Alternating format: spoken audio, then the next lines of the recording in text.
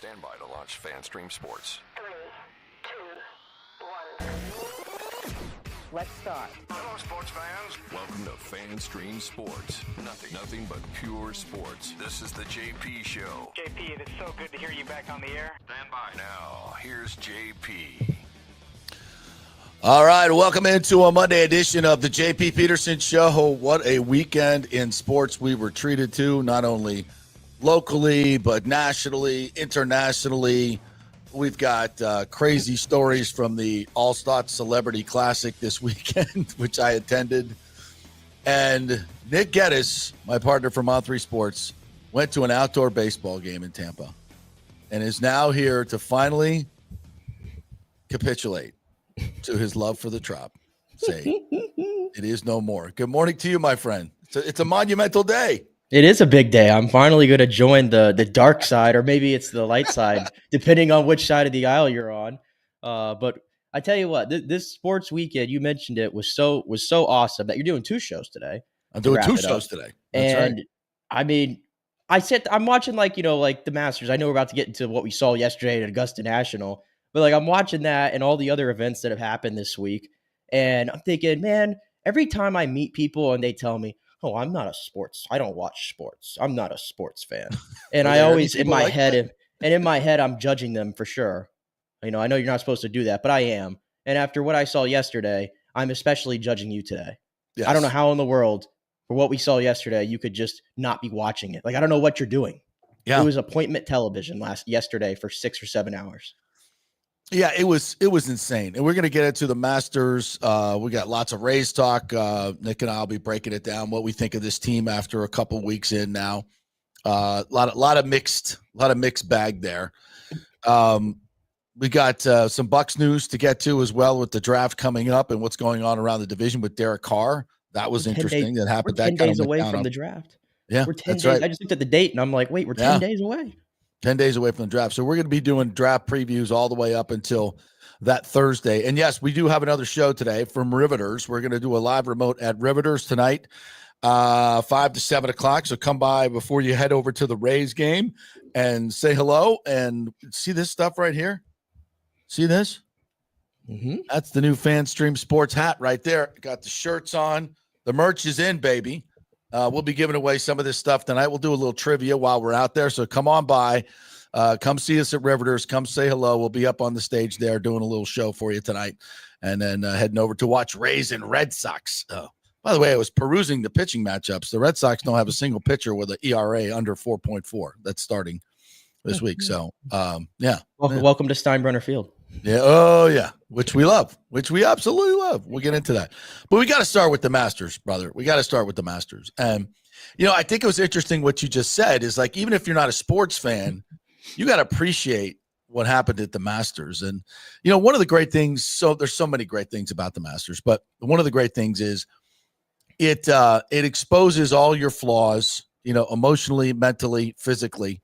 And it's, without getting too deep into it. And I think Rory is the exact person, the exact canvas to work with here when you're talking about this. This can be very applicable to all of us in our lives every day.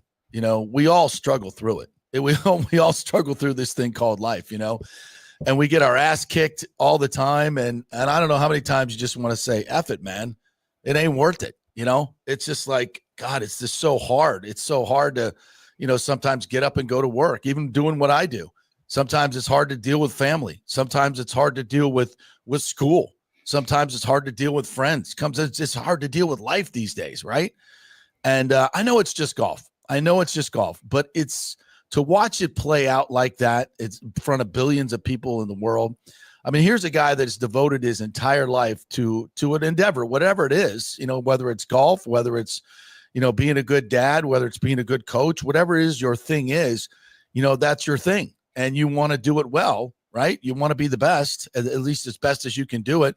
And he's been chasing this Grand Slam and this Masters for as long as I can remember watching golf. It was funny. I was watching something on Twitter today. Somebody put up that little post. You've seen it many times when Rory was like 6 years old and he went on an Irish talk show and he's chipping balls into the dryer. This little kid. He's been a phenom since he was a child and growing up in Hollywood, Ireland, Northern Ireland.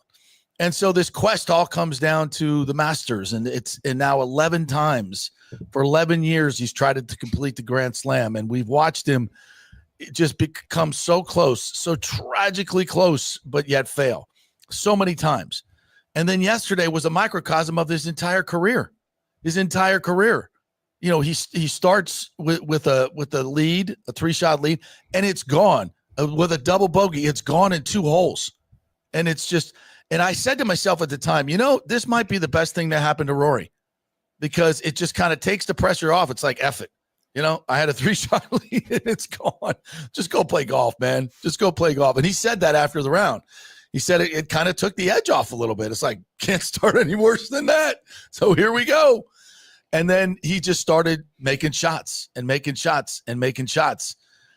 there will be, it was like a roll. It was like being on the Sheikah while you're playing golf. Well, incredible thrills and chills and everywhere you go. And then the shot making starts on the back 9. And I'm watching this whole thing unfold. And he, makes the shot at 11 after DeChambeau goes into water, or Rory hits it to the left side of the pin and it rolls. I mean, it takes 2 more rolls and it's in the water. It's to the left. It's in the water. An unexcusable mistake if you know how to play the Masters. You never even flirt with that pin on Sunday, ever. But he did. He navigates 12 well. And then 13, he's got a 4-shot lead, I believe it was. And he says, I'm going to hit 3-wood off the tee. I was like, it's not. Jack Nicklaus even said, great strategy. I would have done the same thing. And from 239, his second shot, he said, I would have laid up, and he laid up into a perfect position. So even though I kind of questioned it, we were all watching it, and we're like, is he gonna play it like he normally plays it, driver 6-7 iron, or is he going to, hit the 3-wood? He hit the 3-wood, and then at 239, do you go or do you not go? He said no, but he laid it up into a perfect spot. And for Rory McIlroy, from where he was on 13, and there's literally a backstop to the left of the pin that you can hit, and it's going to roll right back. It may be the easiest shot on the damn course. I mean, he could do that blindfolded in his sleep, hit that shot about 100 yards into the middle of the green. And for some ungodly reason, a Shankopotamus jumps out of Race Creek and bites his ass. And I could not believe it. And we were sitting at, there's a bunch of us, I think I was at the bar at Palmacia at that particular time. And Tino Martinez is over to my left, and there's like people all over. We're all just watching this whole thing unfurl, and he hits the ball and it's like an audible gap. Like, how can you miss that shot? How in the world can you miss that shot? And he did, and he hit it in the water, and and then he went back to the same spot and hit what he should have hit. But even then, I'm like, how does he not make that shot? And so then at 14, he's in the trees. He's got no shot. He goes up over the trees and hits it to like 4 feet and makes a birdie. And then on 15, he hooks his drive, and you're like, oh, we can't go for it now. The hell he can't.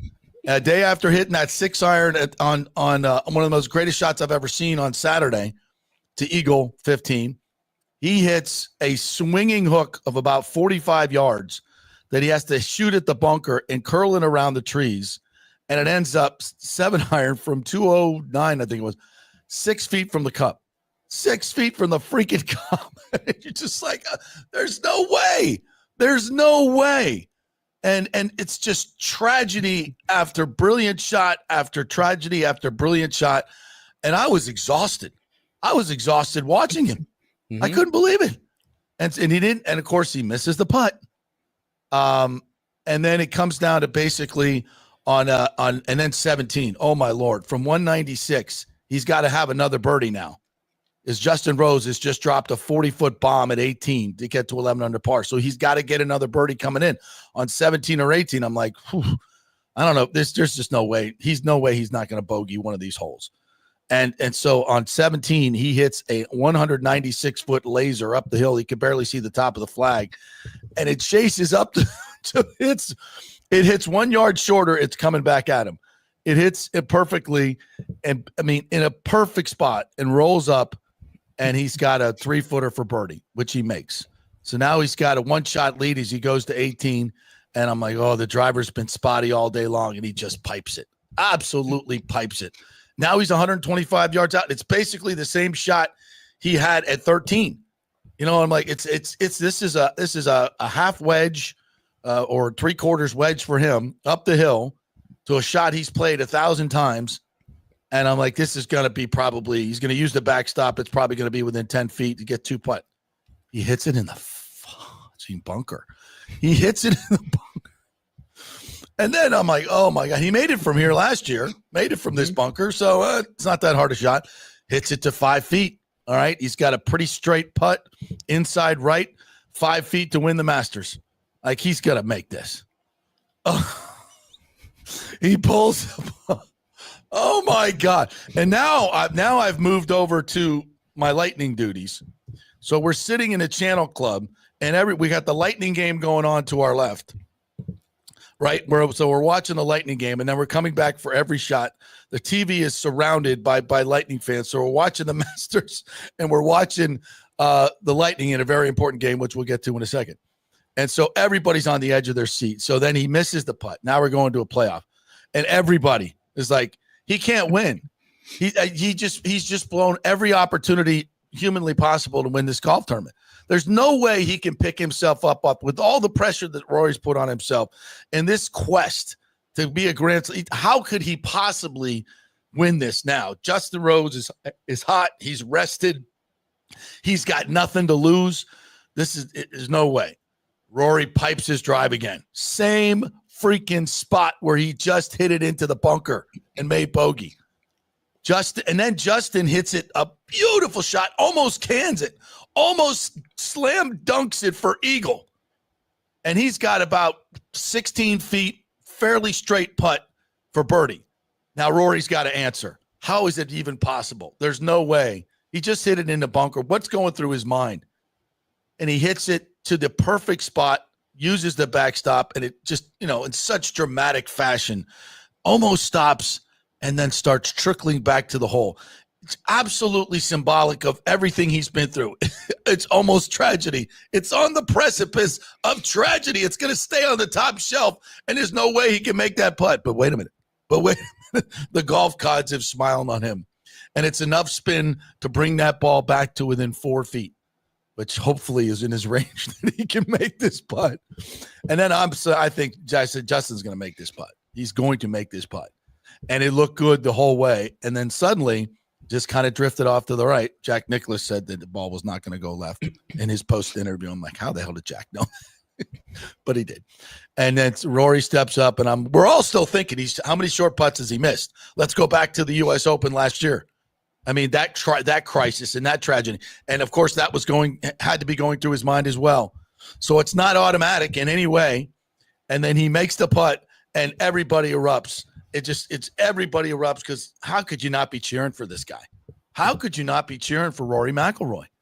And a moment that could have been another tragedy. This dude's 0 for 19 in the last 20 majors.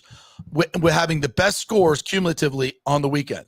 His Saturday and Sunday scores over the last since 2020 are the best by far. And he's gone 0 for 19. You can't do that. It's just statistically almost impossible. But it's just the way it's gone for Rory.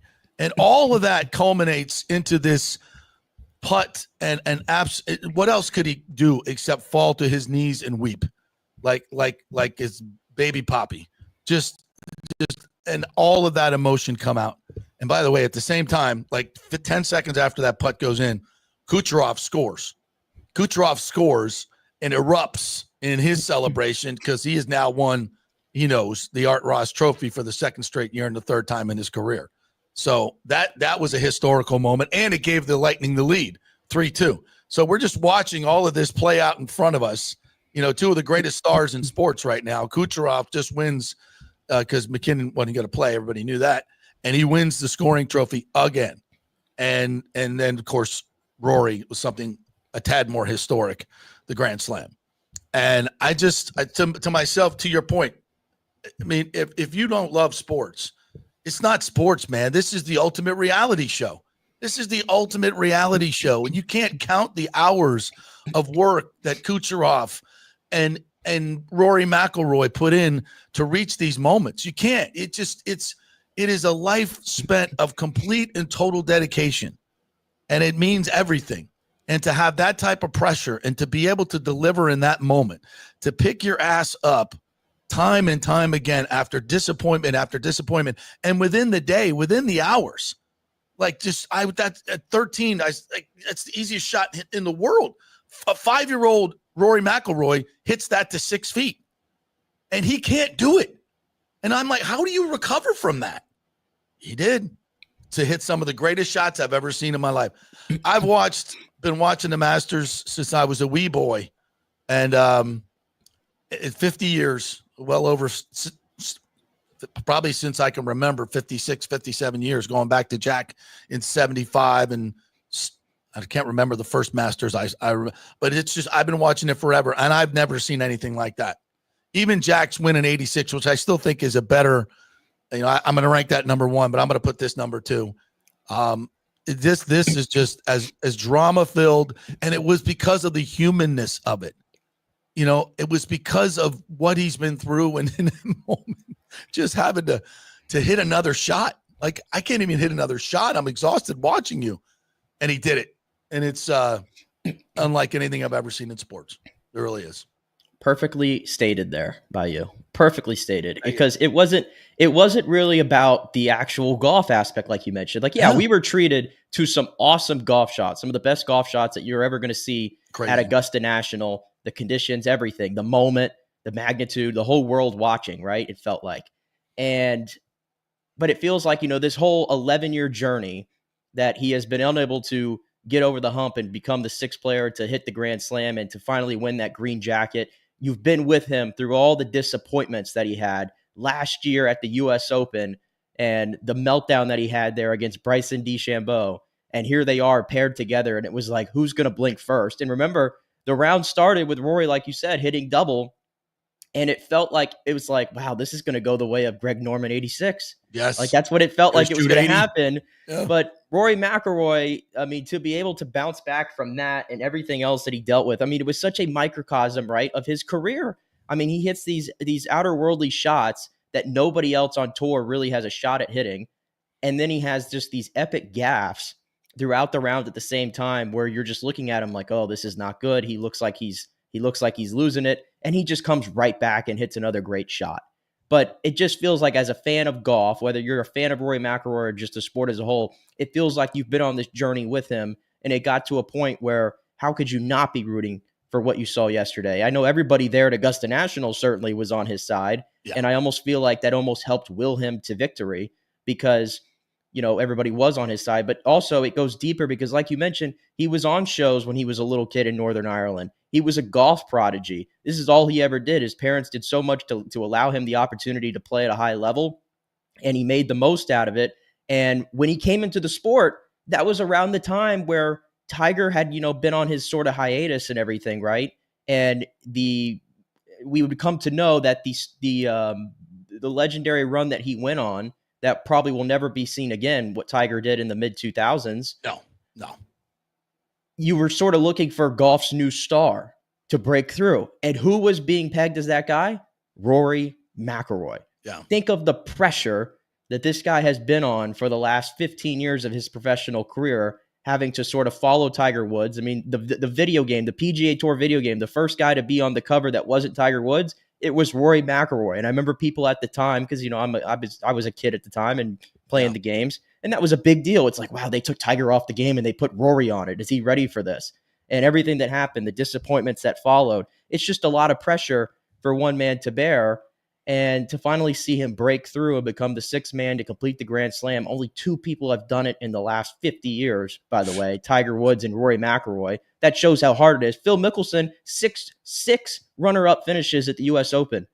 Think of all the disappointment he went through, and he'll never complete the Grand Slam. He's too old now, right? He's 54 years old. And he plays on the Live Tour. And he plays on the Live Tour. So, I mean, that's how rare it was. And it's like last Sunday, we were treated to history with Ovechkin and how great that was. And you knew what he was going through to try to get that done. And then 7 days later, you get history in a different sport. That's what I'm saying. Like, this is bigger than golf. It's bigger than sports.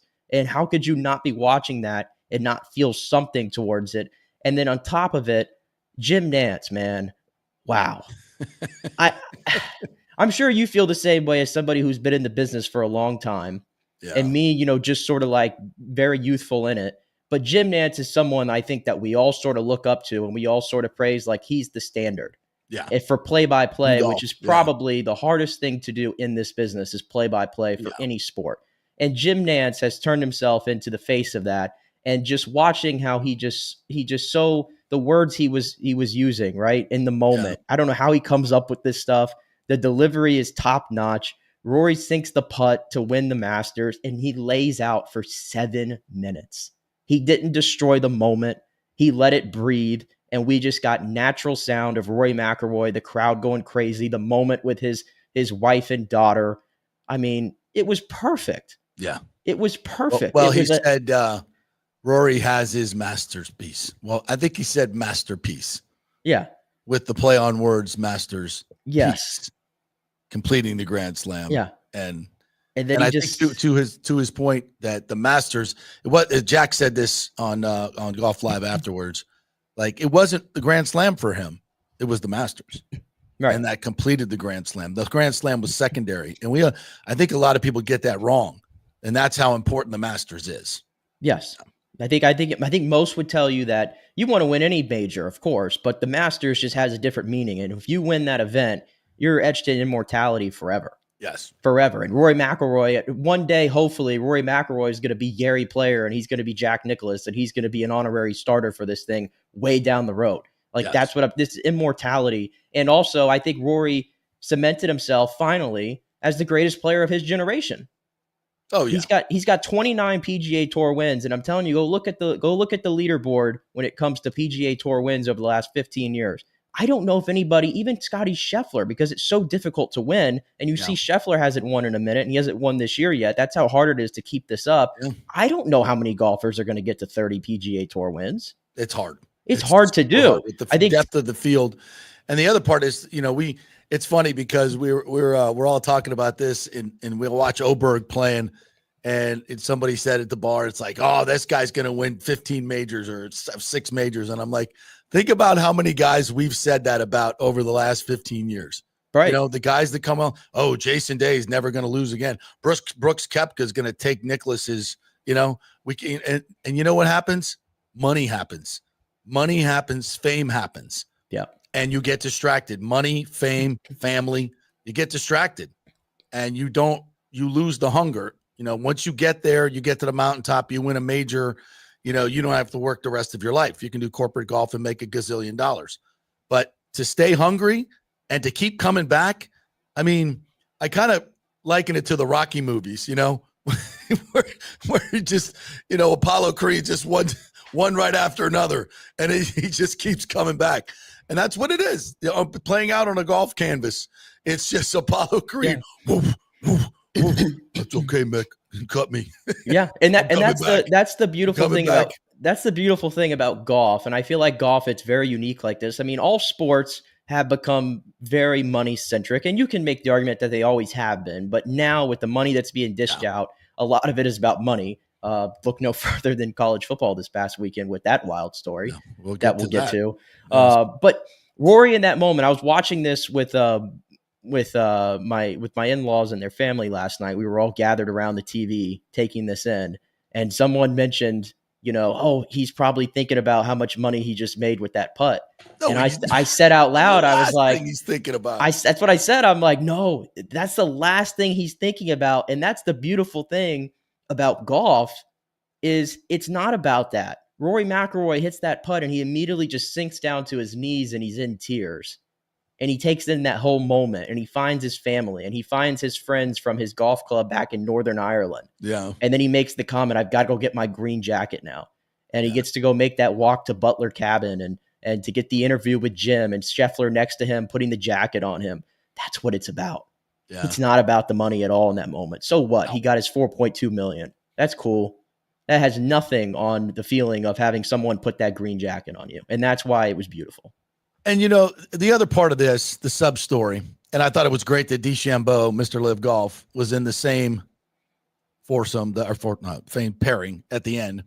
And everybody made it about, DeChambeau against Rory. Rory, the ultimate, defender of the PGA Tour, and the anti-live golfer with the guy that, is now taking over golf as one of the most popular because of his YouTube sensation videos. And Bryson, to his credit, he's completely flipped the script, and that's great. That's fantastic. But, when the live people offered Rory McIlroy $500 million, is it about the money? No, it's not about the money. And Rory has vociferously defended the PGA Tour, not necessarily the PGA Tour, but just the whole idea of live golf, the carnival, the ridiculous money. No, don't have to win to make money. The shorts, it's fun. Listen, it's all fun and games. It's great to have a waste management. It's great to have one of those tournaments. That's not golf. That's not real golf. That's not tournament golf. And it certainly has nothing to do with the Masters. They are two polar opposites. And to Rory, this is nirvana. This is what golf will always be about. And yeah, it's uppity and it's snooty. You can look at it that way if you want. I choose to look at it with reverence of tradition, of a place that tweaks it when it has to, but stays true to its principles, which is, we don't have. That's why people love the Masters. They love the tradition of it. They love the fact that there aren't our corporate signs. They love the fact that it's still $1.50 for a pimento cheese sandwich. And it all sounds very cliche and funny to a lot of people, but it just means something. What is left in this world that actually means something, that actually has a core, that has core values that they stick to? And also too, the whole no phone policy thing, which I'm sure some people on the outside go, well, that's silly. I win the Masters lottery and I get to go and I can't even have my phone. And it's like, yeah. Did you see the moment? Have you watched the moments at the Masters over the years? Yeah. And nobody has a phone in their hand and everybody's just living in the moment. They're just taking it in. We don't Rory get that mentioned anymore. that afterwards. He said it's great that there's no phones out here and everybody's in the moment. You're taking it in with your eyes. I think Scotty Fitz is going to call in. He was there yesterday, but at 18 on Masters Sunday. And the fact that go try it. Just try it today. Leave your phone at home for 8 hours. See how it feels. It's very liberating. It's incredibly liberating. And to be out there in that moment, in that place with no phone, you just got to go look at it with your eyes. It's magical. It's just absolutely magical. And by the way, kudos to our own Fred Ridley, Tampa's own, Palmacia's own, as the chairman who has brought the Masters into the 21st century with the women's amateur and the pitch and putt, and all the other great changes and the more accessible. We got early coverage yesterday on the Masters. He's tweaked it. He's hit the absolute sweet spot. No sweeping changes, but tweaking it gradually, wonderfully. The Masters app, making it still special to be there, super special to be there, keeping all those great traditions, but tweaking it just enough to keep up with the times. So I think Fred's done a masterful job. And I love watching him do the green jacket ceremony outside of the Butler cabin, the real green jacket ceremony, when they do it outside the cabin, in front of all the patrons and all the members. It's really, really a super cool moment. Yeah. And I would say too, you had mentioned Jack winning in 86 is it's hard to top that moment. And obviously I was long before I was born, but Jack, the oldest player still to win the Masters, he was 46 years old at the time. Yep. For me, my moment is always going to be Tiger in 2019. Yeah. I think it's hard to top that in recent times. I don't know if I could put Rory over that because I think Tiger is just he's in a different stratosphere. But so what? I'm sliding Rory in the number 3 spot. Like, look at all the Masters we've had over the years. But I think it's at the very least, it's in the top 5 Masters that we think we've seen. It's definitely the best Masters since 2019. When you look at the leaderboard, at one point yesterday, the leaderboard read McIlroy, DeChambeau, Scheffler, and Oberg. And I'm thinking, that's golf. I think those are the 4 best golfers in the world. Yeah, I would agree. And they were right there. And then you have the other side story. And I feel bad that he wasn't getting as much of the coverage, but it is what it is. Justin Rose, 44 years old, attempting to become the second oldest player to win the Masters, hasn't won a major since 2013, was the number one player, maybe in 2018, around there, 7 years ago. His game had fallen off a little bit. And then he's had, I think, going back to the last Ryder Cup, right, where he performed really well for Team Europe in that victory, Justin Rose has found his game again late in his career, which usually does not happen. No. And here he is. He goes out in cards a 6 under on round 1, falls back a little bit in round 2 and round 3. Then yesterday comes roaring forward. And that putt, that 40-foot putt that he made on 18 to send it to a playoff, I was like, man, McIlroy winning is a hell of a story. But Justin Rose, the grizzled veteran, a veteran of this PGA Tour, another guy who stayed on tour and was committed, has done so much in his career. Him winning would have been a hell of a story too. And that's not lost on me that Justin Rose has now lost 2 Masters in playoffs. Yeah. So as liberating as this feeling was for McIlroy, it's excruciating for Justin Rose too.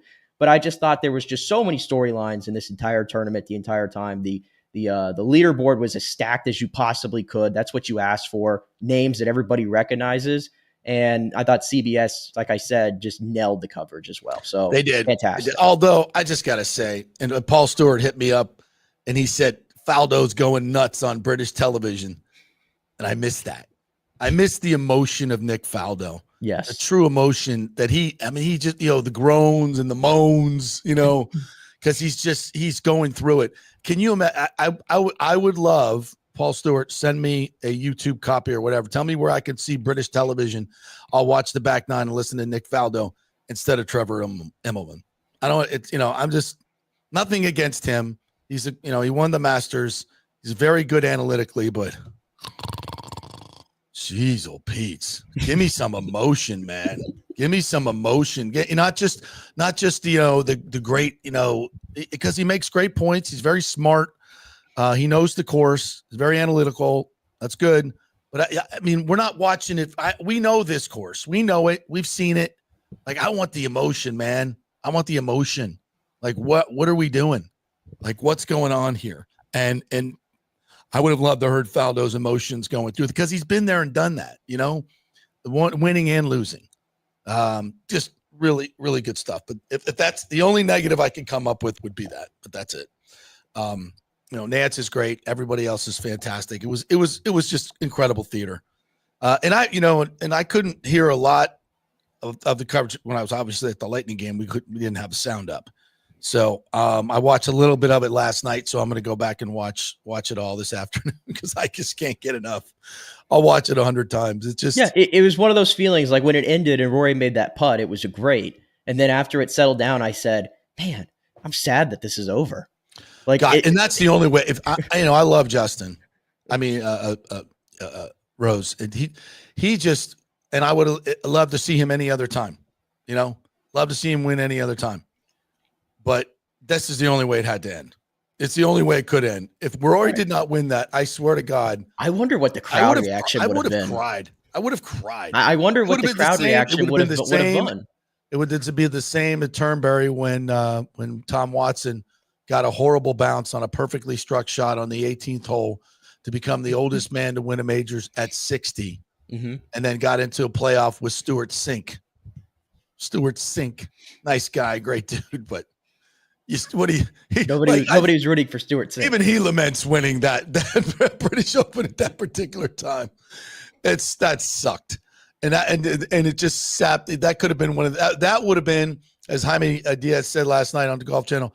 Had Watson won that one, that might be in the greatest moment in golf history. Yeah. I remember watching that, but we was stolen away by a bad, naughty bounce on those knobby greens. That's why the golf gods have been great to us as casual viewers. If you don't have a stake in it, is the last 6 years you were given Tiger was able to finish it off in 2019 at the Masters. I think still one of the underrated moments in the history of golf is Phil winning the PGA at Kiowa at 51 years old. In 2021, he was able to finish that off.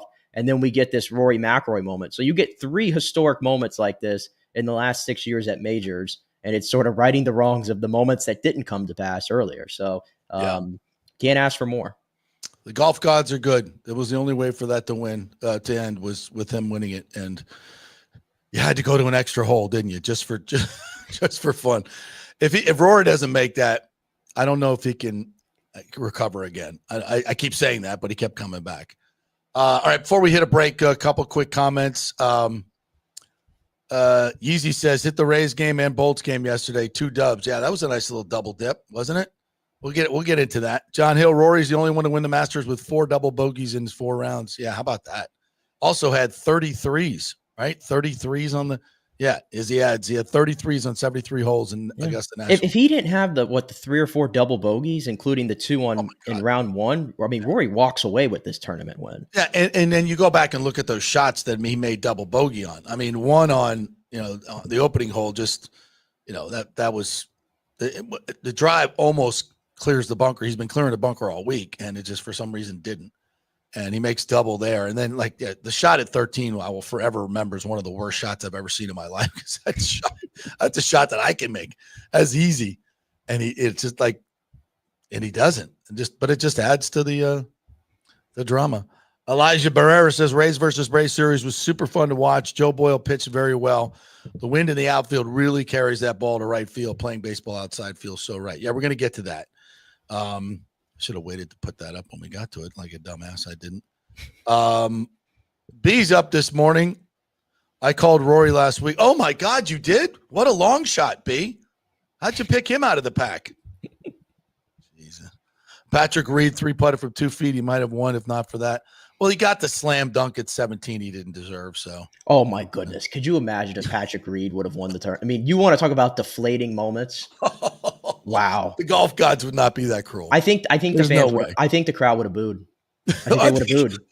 The Masters crowd, patrons, booing? Yes. No, it may have come to that. It wouldn't have happened. It would not have happened for Justin Rose. It would have absolutely happened for Patrick Reed. This is an interesting thing. Our good friend Scott Hamilton from the Post and Courier joins us every Thursday. He was at Augusta. We had him on last week. He wrote a piece about this. I retweeted. Can Rory win 5 more majors by 40? Yes. He might. I could see him going on a run now. Now that he got the monkey off his back, I mean, his game is as good as it's been. Well, he's going home to Royal Portrush for the Open. Yeah. I mean, where he didn't make the cut last time. And I think the PGA's at Oakmont, I think. Yeah. The U.S. Open's at Oakmont. Oh, U.S. Open. There One of them. Yeah. So, they were discussing this last night. And Quail Hollow, where he's won 4 times. Yeah, it sets up very favorably for PGA him. And then Oakmont. Yeah, very favorable for him to win. Can you imagine if he won the Grand Slam this year?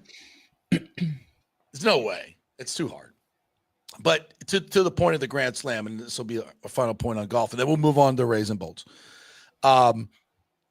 This is why, to me, it's one of the greatest accomplishments in sports, if not the greatest.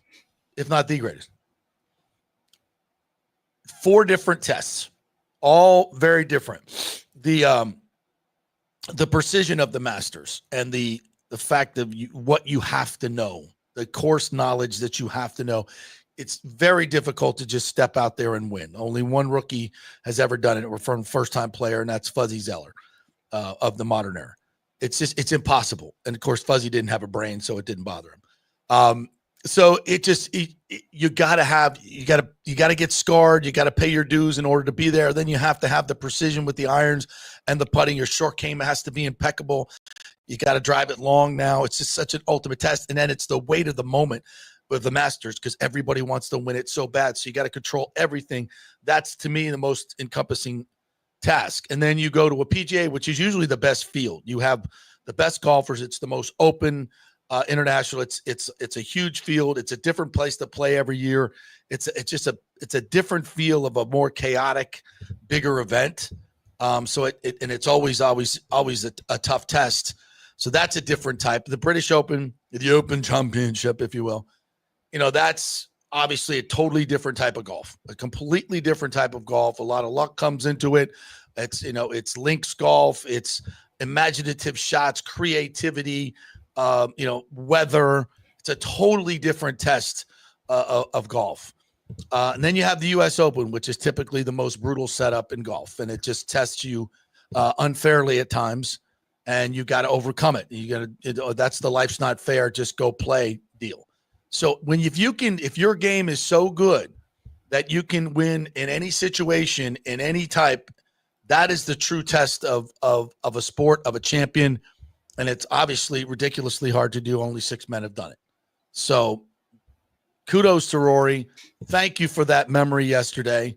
I would have loved to just sit there and soak it all in and feel every moment. But unfortunately, I was doing double duty, which we'll talk about the Bolts. But that in and of itself kind of brought a great memory. The whole Kucherov Rory thing, is something I won't soon forget.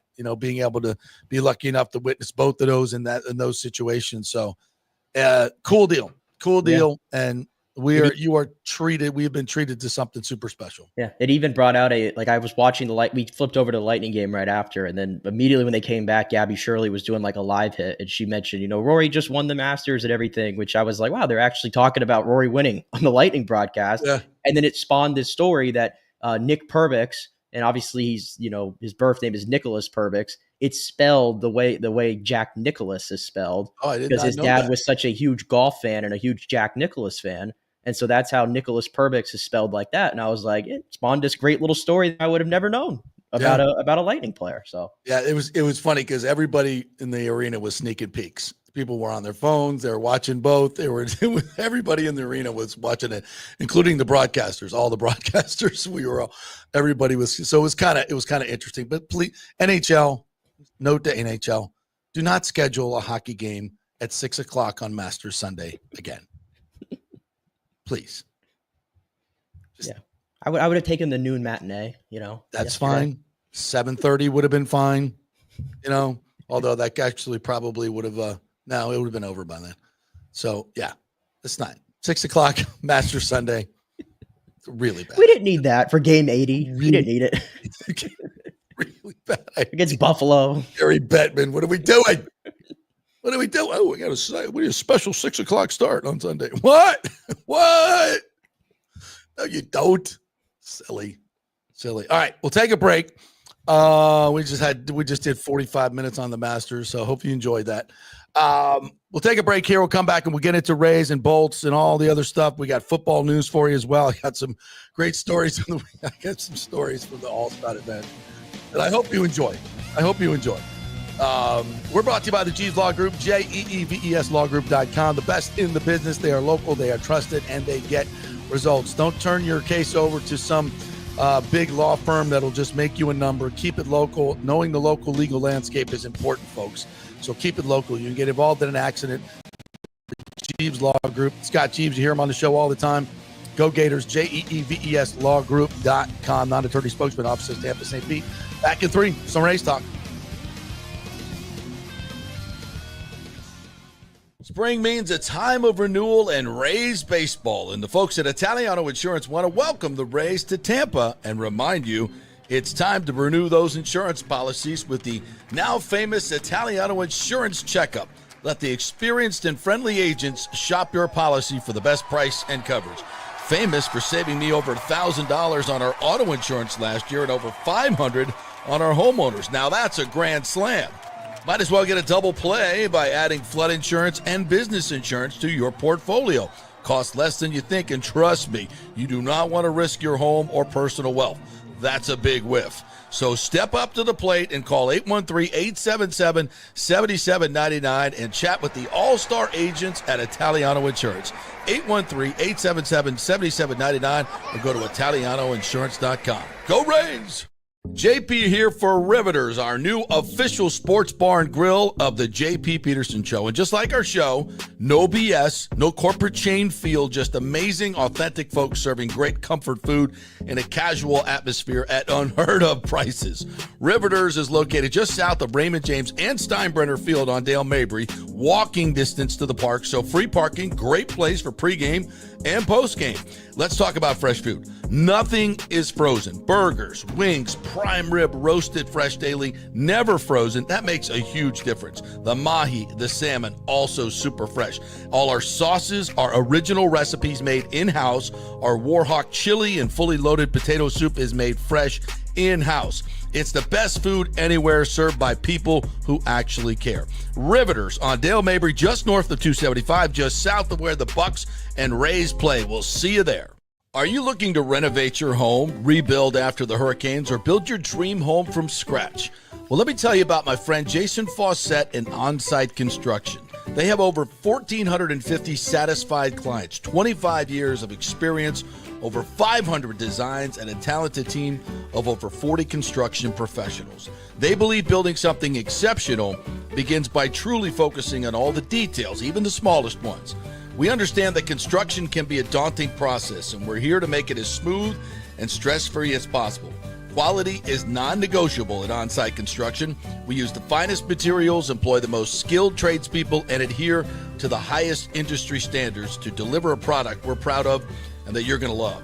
Our project management is meticulous with a focus on completing projects on time and on budget. Your happiness is our primary driver. So give us a call at 813-579-5789 or check out our incredible website at onsiteconstructionfl.com. Let's go. Right now, back to the show on FanStream Sports. Back to the JP Peterson Show. Speaking of Riveters, we will be there live tonight for a live Rays pregame show. Rays and Red Sox tonight at George Steinbrenner Field. What are we calling it now? Do we have a nickname for it now? I still like the crop trop, but nobody that hasn't seemed to catch on. I don't think that one's caught on yet. No, I like the crop trop. Yeah, but no, have we? The Big Stein, I've heard the Big Stein. Yeah, I've just heard them say the Stein, you know. The Stein, yeah. So we'll be at Riveters tonight from 5 to 7 o'clock for their great happy hour. Great prices. Get the $8 chicken, buffalo chicken dip. It's fantastic. They got a lot of the chicken wings are amazing. All the food is made fresh. No freezers over there except for the ice cream. That's it. So go try the food tonight. It's a great place to park and walk. It's about a mile walk. It's not for the faint of heart. I'll say that nicely. I enjoy the walk when the weather's nice like this. It's beautiful. So you can park there and walk if you want. We'll probably do that tonight as we'll be walking over to the game. So yeah, come join us 5 to 7 o'clock. You see this sweet hat right here? All right. I'll give you a code word. The first 5 people that say, come up to me and say, what should we say here? What should be the code word? Hail Rory. Hail Rory. Say hail Rory. Hail Rory. Hail Rory. King of golf. I will give you a sweet FanStream Sports hat just like this. Absolutely fabulous. So there you go. Meet us at Riveters tonight, 5 to 7 o'clock. Who's coming? Put it in the comments. And apparently Cody said here, it looks like the shirt is doing you wonders. You like that? It's really, I like the kind of like the stencil there. He's saying it's bringing out your arms a little bit is what he's saying. That you mean? Yeah. Okay. Yeah. God, it's been a while since I've worked out. Been busy. A lot of stuff going on. I'm exhausted. Everything. Rory exhausted me yesterday. I was doing the post-game show last night with Engblom, and I'm just like, he's like, you all right? You going to make it through? I said, don't worry. Red light comes on. I will summon the energy. No problem. But right now, I'm freaking exhausted. It was exhausting watching Rory and then covering the Lightning game as well. That was exhausting. So, yeah. Getting too old for this shit. It's awful. All right. You want to go Lightning or do you want to go Rays next since you were at the game?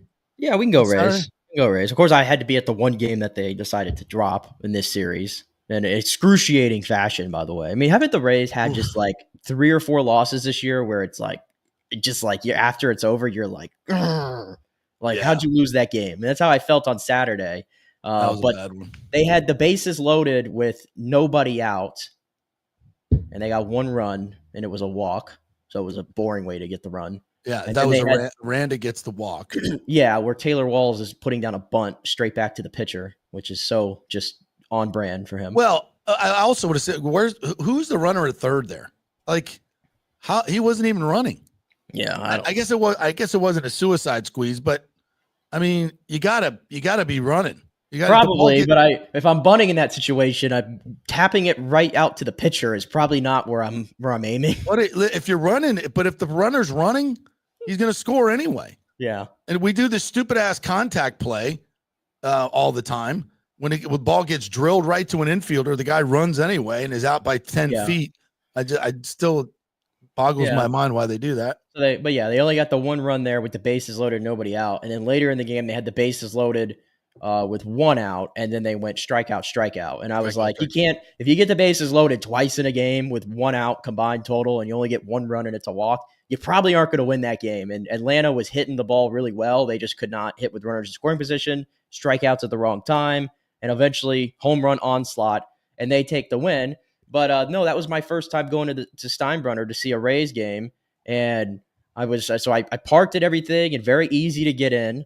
Very easy to get in. Where'd you park? I parked right there in Raymond James, where everybody else usually parks, and went over. They charge you $30, I think it was. Jesus. It's like, I think it might have been 20 or 25 at the Trop, so it's a little bit more. Jeez. But walked right in. You can park in the surface, like the people's homes and stuff on MLK, not too far a walk for like $10, but just whatever. But no, walked right in, very, very easy. And I saw like the new concessions thing. I think that's new, right? Where they have it's covered and everything with the big tent. That seems really new. Yes. Got my Colony Grill pizza. Love my Colony Grill pizza. Great place. I haven't tried that yet. Is it good? I've heard mixed reviews. I love it. It's over there in Midtown. Yeah. Right across the street from Walk-Ons. And I'm a frequent visitor. And because they hit a home run, I got my little coupon, BOGO coupon. Oh, nice. To go redeem at the Midtown location. So I enjoyed that. And then the seats, I didn't realize we were sitting in the second level right behind home plate, literally dead center. And I didn't realize that entire section is in the shade. Now, it was a beautiful day outside, so I wouldn't have minded being in the sun a little bit, actually, because it actually got a little chilly up there. Chilly? Oh, okay. Yeah. But, you'd be surprised. I mean, a good chunk of the stadium there, at least in game times like that, you're in the shade and you're out of the sun. So I thought that was unique.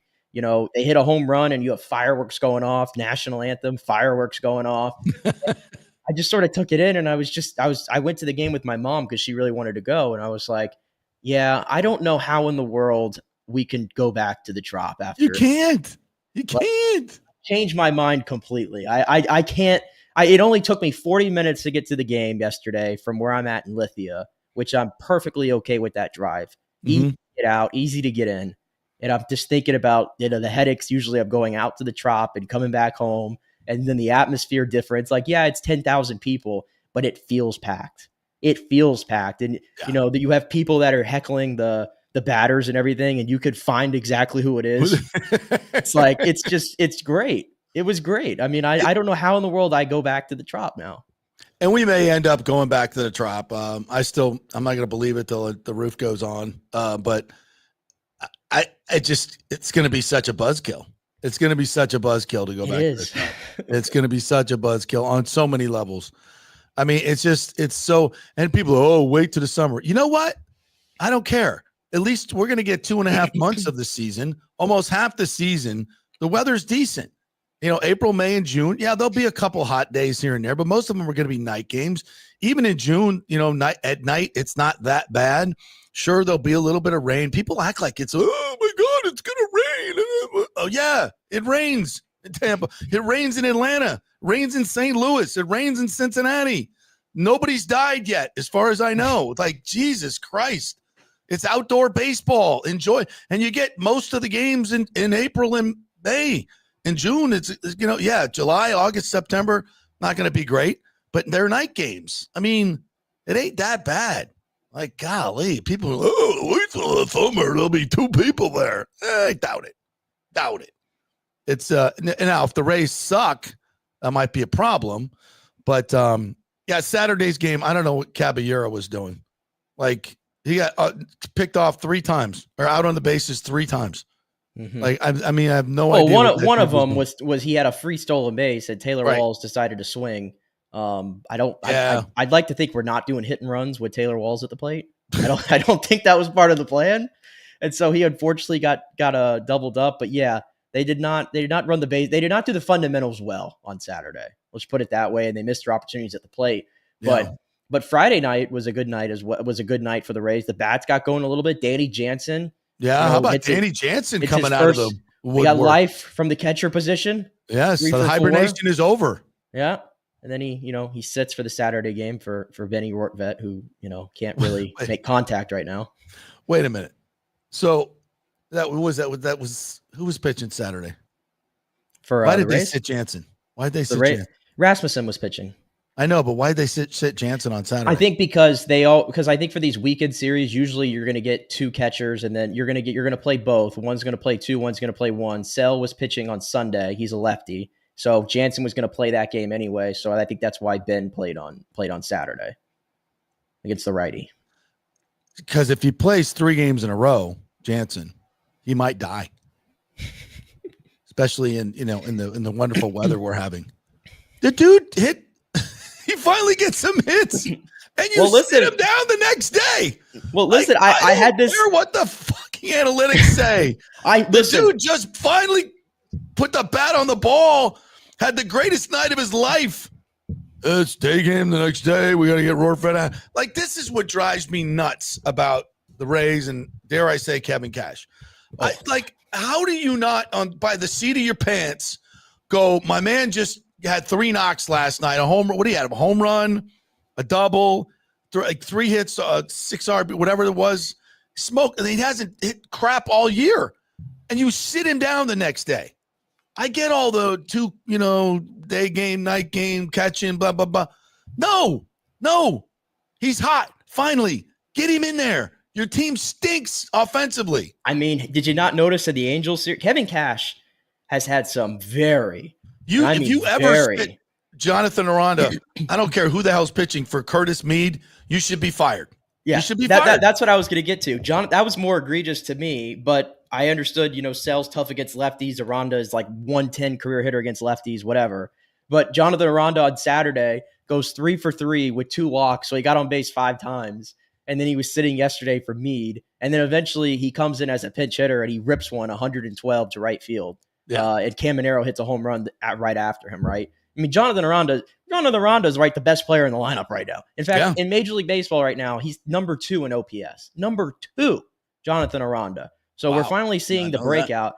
But Kevin Cash has had some questionable decisions, I would call it, to start this season. I know that they're always going to play matchups and they're always going to use the analytics and everything. I know that's who they are, but there was a moment last week where he took out Brandon Lowe and put in Curtis Mead. And then he took out Aranda and he put in Mead again, again, the Angels series. So he did it twice in 1 week. And of course it didn't work out. And then in that Saturday game, when it got to 3-3 and you go to the 9th inning, how do you have confidence when Cole Sulzer comes out of the bullpen? And I know that they were a little thin at the moment, but Cole Sulzer in a 3-3 game, high leverage in the 9th. I was like, that's not going to go well. And I saw it and I was like, yeah, I probably don't need to see him again for the rest of the season. And he went right back down. And then yesterday, he's got to take Joe Boyle out, who's got a no-hitter going. Well, I mean, he hit a guy and walked him. So I was like, first career start, that's fine. I'm okay with that. I get that one. I'm not going to go bananas over that one. But it's just and Cash even admitted, he's like, oh, this is going to go over really well. Yeah. Hey, Blake Snell, I'm coming to get you. How about Joe Boyle, though? Joe Boyle on a spot start comes in and whoo! I think the Rays might have done it again. They traded Jeffrey Spriggs and we all hoot and hollered, what are they doing? And Joe Boyle comes out and nobody told me that Joe Boyle throws a splinker. I thought only Paul Skeens threw that pitch, and Joe Boyle's throwing that pitch to Ozzie Albies. The splinker is a split finger. I mean, but it's coming at 93. But it sinks. Though. Well, that's what a split finger does. It sinks. I don't know. Maybe there's a something different to it, but it's pretty much maybe a different grip for a split finger. But whatever, whatever it is. And Snyder said, I think he said he's taking him from 5 pitches to 3 because Boyle's always had a great arm. He just can never find the freaking plate. He's wild thing. And so if you can calm that down and get what we got yesterday, which is, 5 innings of no-hit ball, I mean, that's pretty special stuff. I mean, just 100 miles an hour, just easy gas. That was electric yesterday. And I know that I think he's going back down because it was a spot start. But I mean, I don't know. I love Zach Littell, but Zach Littell doesn't have that stuff. No. I don't know. Zach Littell is not long for this rotation. No, and he had a bad outing in the against the Angels last Thursday. Yeah, really too. bad. Really bad. Yeah. But how about Junior? Yeah, he's coming alive. Ooh. Top bat speed in all of baseball, by the way. Yeah. He's special. And by the way, I know he makes a couple of errors here and there. And that one can we stop yanking him out of the game when it? No, like, yes. late? I mean, can we stop that for Coco please? Montez? What are we doing? Like, are we? I've seen him he made a barehanded play. I think it was on Saturday. Yes. That was effing phenomenal. That was fantastic. And the ball kind of rolled up his arm, and they kind of double clutched it till he got it, and then just freaking whipped it across and like right there for Aranda. Like what a play. Yeah, no, because I think when you start taking him out, it gets in his head. I'm not a good defender. Yes, you are. And you're 21. Get better. But don't take him out. You take him out, you start putting this stuff in his head that he's not good. He's not great right now. He's not going to say great, but he's serviceable. Yeah. And who else are you bringing in behind him? I understand like Caballero, playing third. Like I get it. He's a better glove than Junior over there. But in Saturday's game, like I think it was 3-1 in the 8th inning, and that's when they got the extra run, and then they took Junior out and put Caballero in. No. And I know Caballero's been hitting the ball great, but guess what happened? Then they went into the 9th inning down 5-3, and due up second should have been Junior Caminero. And, Jonathan Aranda hit a home run right after Caballero got out. And it's like, what if Junior had gotten on? And then that's right. Aranda hits a home run and the game's tied. Like, you don't know. I'm just not taking that risk. Ever. And the one time they took him out when I was there, he missed 2 at-bats, including what would have been the final at-bat of the game. Yeah, the game you were at last week was mean, holy hell. Yeah. Holy hell. That game was terrible. Yeah, I mean, there's no way they should have lost that game. 7th, 8th, and 9th innings, runner on third, nobody outs, never got him in. First time it's ever happened in Major League Baseball history.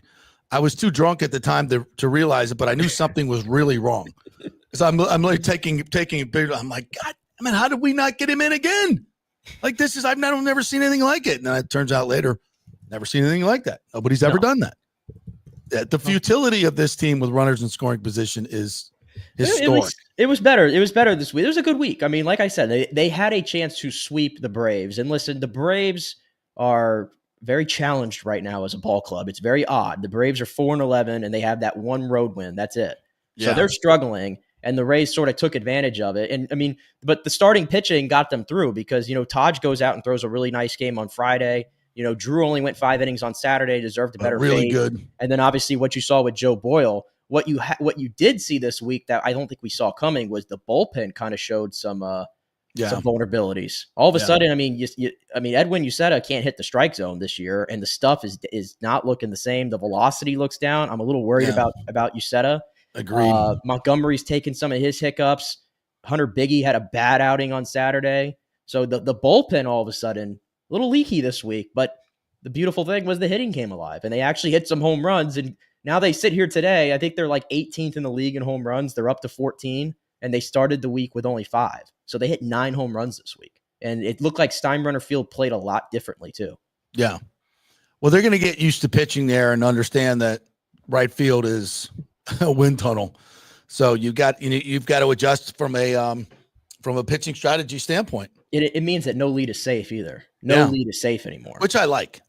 And if God's sakes, if Brandon Lau can start hitting fly balls to right field, and if there is a world where Josh Lowe comes back and can play 120 games in that park, I mean, that could be a thing. That could be a thing. And as the weather gets hotter, it's going to fly even better. Mm-hmm. So it could be a thing. Would like to see it. But you saw, like I said, Aranda's been great. I think Christopher Morel, I think his luck just needs to turn a little bit because I think he's actually hitting the ball really well, not getting rewarded for it at times.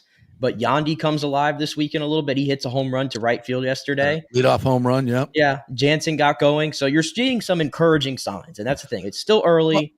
I mean, they're 7-8 right now, so they're far from it. They're from out of anything, and they get Boston and New York, 2 really big series this week at home. And by the way, Yandy that's something he can perfect. Just lifting the ball to right field because he's good at going the other way anyway. Mm-hmm. And get him the hell out of the leadoff spot. Bring Chandler Simpson up, please. Who's tearing up AAA now. Can you imagine if we have Chandler Simpson in the leadoff spot? All right. Yandy in the 2-hole. Aranda in the 3-hole. Right? Junior in the 4-hole. Bilal in the 5-hole. Josh Lowe in the 6-hole. Morel. What? Morel in the 7. I'll believe that when I see it. Hassan Kim. Forget about Hassan Kim. Coming back. Yeah. Put him in the 9 spot, the double leadoff spot. He gives you some pop, too. He gives you a little bit of pop. Yeah. Now all of a sudden, okay. Got a little something cooking there. That'd be nice. You know? Says Bilal's great, but I would drop him to the fight. He'd be a fine 5-hole hitter. That's fine. And then you're going, you're going lefty, righty, lefty. So that's a nice lineup. Put Chandler at the top. He gets on base. How many fastballs are those guys going to see? You can't throw. You throw one breaking pitch, he's got second. You throw another one, he's got third. Yeah, I think it's going to be. I think we'll see Chandler Simpson at some point, but I think it's going to be a little bit because I know the Rays. I think the issue there is he's not on the 40-man roster, and the Rays historically do not mess with the 40-man roster this early in the season. Yeah, I know historically. So, yeah, okay. I think so at some point though, but you still have to factor in until he's not hitting. Mm-hmm. Cameron Meisner looks like he deserves a spot on this team, on this roster at the moment. Mangum is starting to sort of taper off. I think he's like 1 for his last 15 or something. Mm-hmm. So I don't know. That wasn't going to last. Yeah, that was a great story. But Meisner is still sort of hitting the ball pretty well. So, and DeLuca was hitting the ball before he got hurt. So Palacios also looks like he's coming back. They got a lot of interesting decisions to make. I know one thing. I don't think Curtis Meade's long for the roster when they have these crunch things. And then Taylor Walls, it's like, what do you do? Because Taylor Walls does everything perfect until it requires to lift the bat off his shoulder. Yeah. And it's sad because you see the plays he makes in the field. It's crazy. He's fantastic. And I think he's worth keeping around defensively. But we'll see how it all shakes out. The injuries will determine a lot of this stuff. So it's hard and we're acting like everybody's going to be fully healthy at once, which they're not. All right. Update. Scotty Fitz is going to join us. He's driving back from the Masters. He was on 18 yesterday to watch that history happen. So if you wonder what it's like being a patron there with no phone, I don't know how the hell Scotty goes 8 hours without a phone, but we'll find out. You just keep drinking. So he'll join us around 11:30. What's that? I said you just keep drinking. You forget about it. Those $3 beers go down good. So we'll chat with him, and then when we come back, we're going to talk some Bolts. Big turnaround last night. Boy, was that needed. And against the Buffalo team, they've been playing really, really well. So don't dismiss the Sabres. That was a big win last night for the Bolts. So we'll get to that. Some interesting things happened in that game. We are brought to you by the great folks at On-Site Construction and Restoration. Are you thinking about building a new home? You still need to restore some stuff from the hurricane. Maybe you hired a company that didn't do it the right way. On-Site Construction and Restoration, they are really, really good at coming into an existing structure and making your dreams come true. It takes a lot of experience to do that too, because a lot of things pop up with existing structures that maybe other construction companies have never dealt with. Trust me, the folks at Onsite have done it. They've conquered it. They've done over 1,450 jobs in the local area. They've got over 40 professionals working for them that do the job right. So don't go with some fly-by-night company. Go with somebody that's been around here, a local company that is trusted. 5-star reviews out the yin-yang. OnsiteConstructionFL.com. OnsiteConstructionFL.com. Tell them JP sent you. Back in 3. Hey, JP here for my concierge medical professional, Chris Lugo, PA. You've heard him on the show for a couple of years where he shares invaluable medical, nutritional, and supplement advice. With Chris, it's like having a medical provider as your best friend. What I love about this concierge service is the convenience and support he offers. I can text or call him 24/7 with any questions or concerns, and he'll promptly call in a prescription if needed. No office visits or copays required. It gives me peace of mind knowing I have someone genuinely invested in my health, not just focused on insurance profits. And the best part, the Bay Area Modern Medical Center's personal concierge service is more affordable than you might think.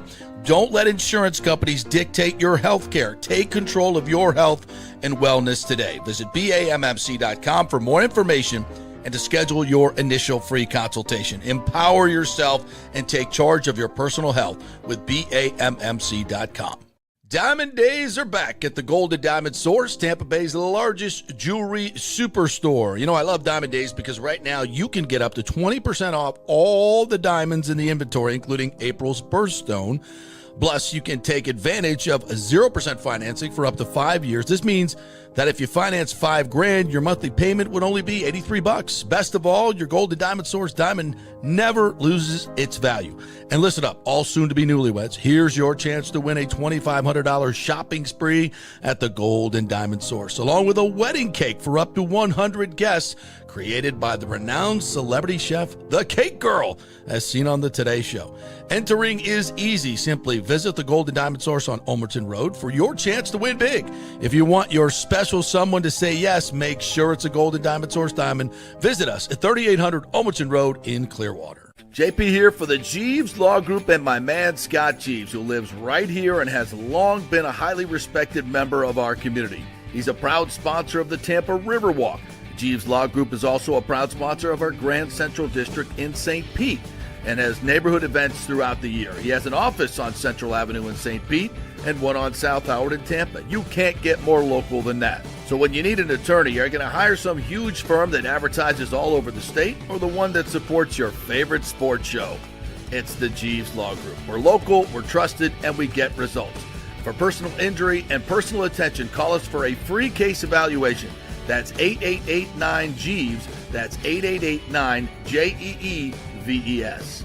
Hey, Tampa Bay, it's time to get your AC unit ready for summer. And here at Third Generation Plumbing and Mechanical, we recommend getting ahead of the game, keeping your family cool before the hot summer months with one of our maintenance agreements in the hopes of avoiding the dreaded emergency service call. Our maintenance agreements include, we'll test the electrical components, check and tighten high and low voltage wire connections. We'll check the refrigerant for manufacturer's performance levels, test thermostats, calibrate if needed, clean the evaporator coil and condenser coil, and clear and treat the drain line and drain pans. Just call us at 813-961-8024 for the special rates, and a human will actually answer. 813-961-8024 or go to thirdgenerationplumbing.com.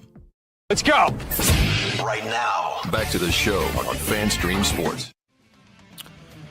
All right, welcome back to the JP Peterson Show, brought to you by the great folks at Italiano Insurance. Get your insurance checkup right now. They could save you hundreds, maybe thousands of dollars if you do not have business insurance and you have started a side hustle. Make sure you get it. It's very inexpensive depending on what you're doing, but you got to have it in case you get sued. Otherwise, you can lose all your personal wealth. You got to have flood insurance in case it floods, even though you may not be in a flood zone. As we know, that can happen as well.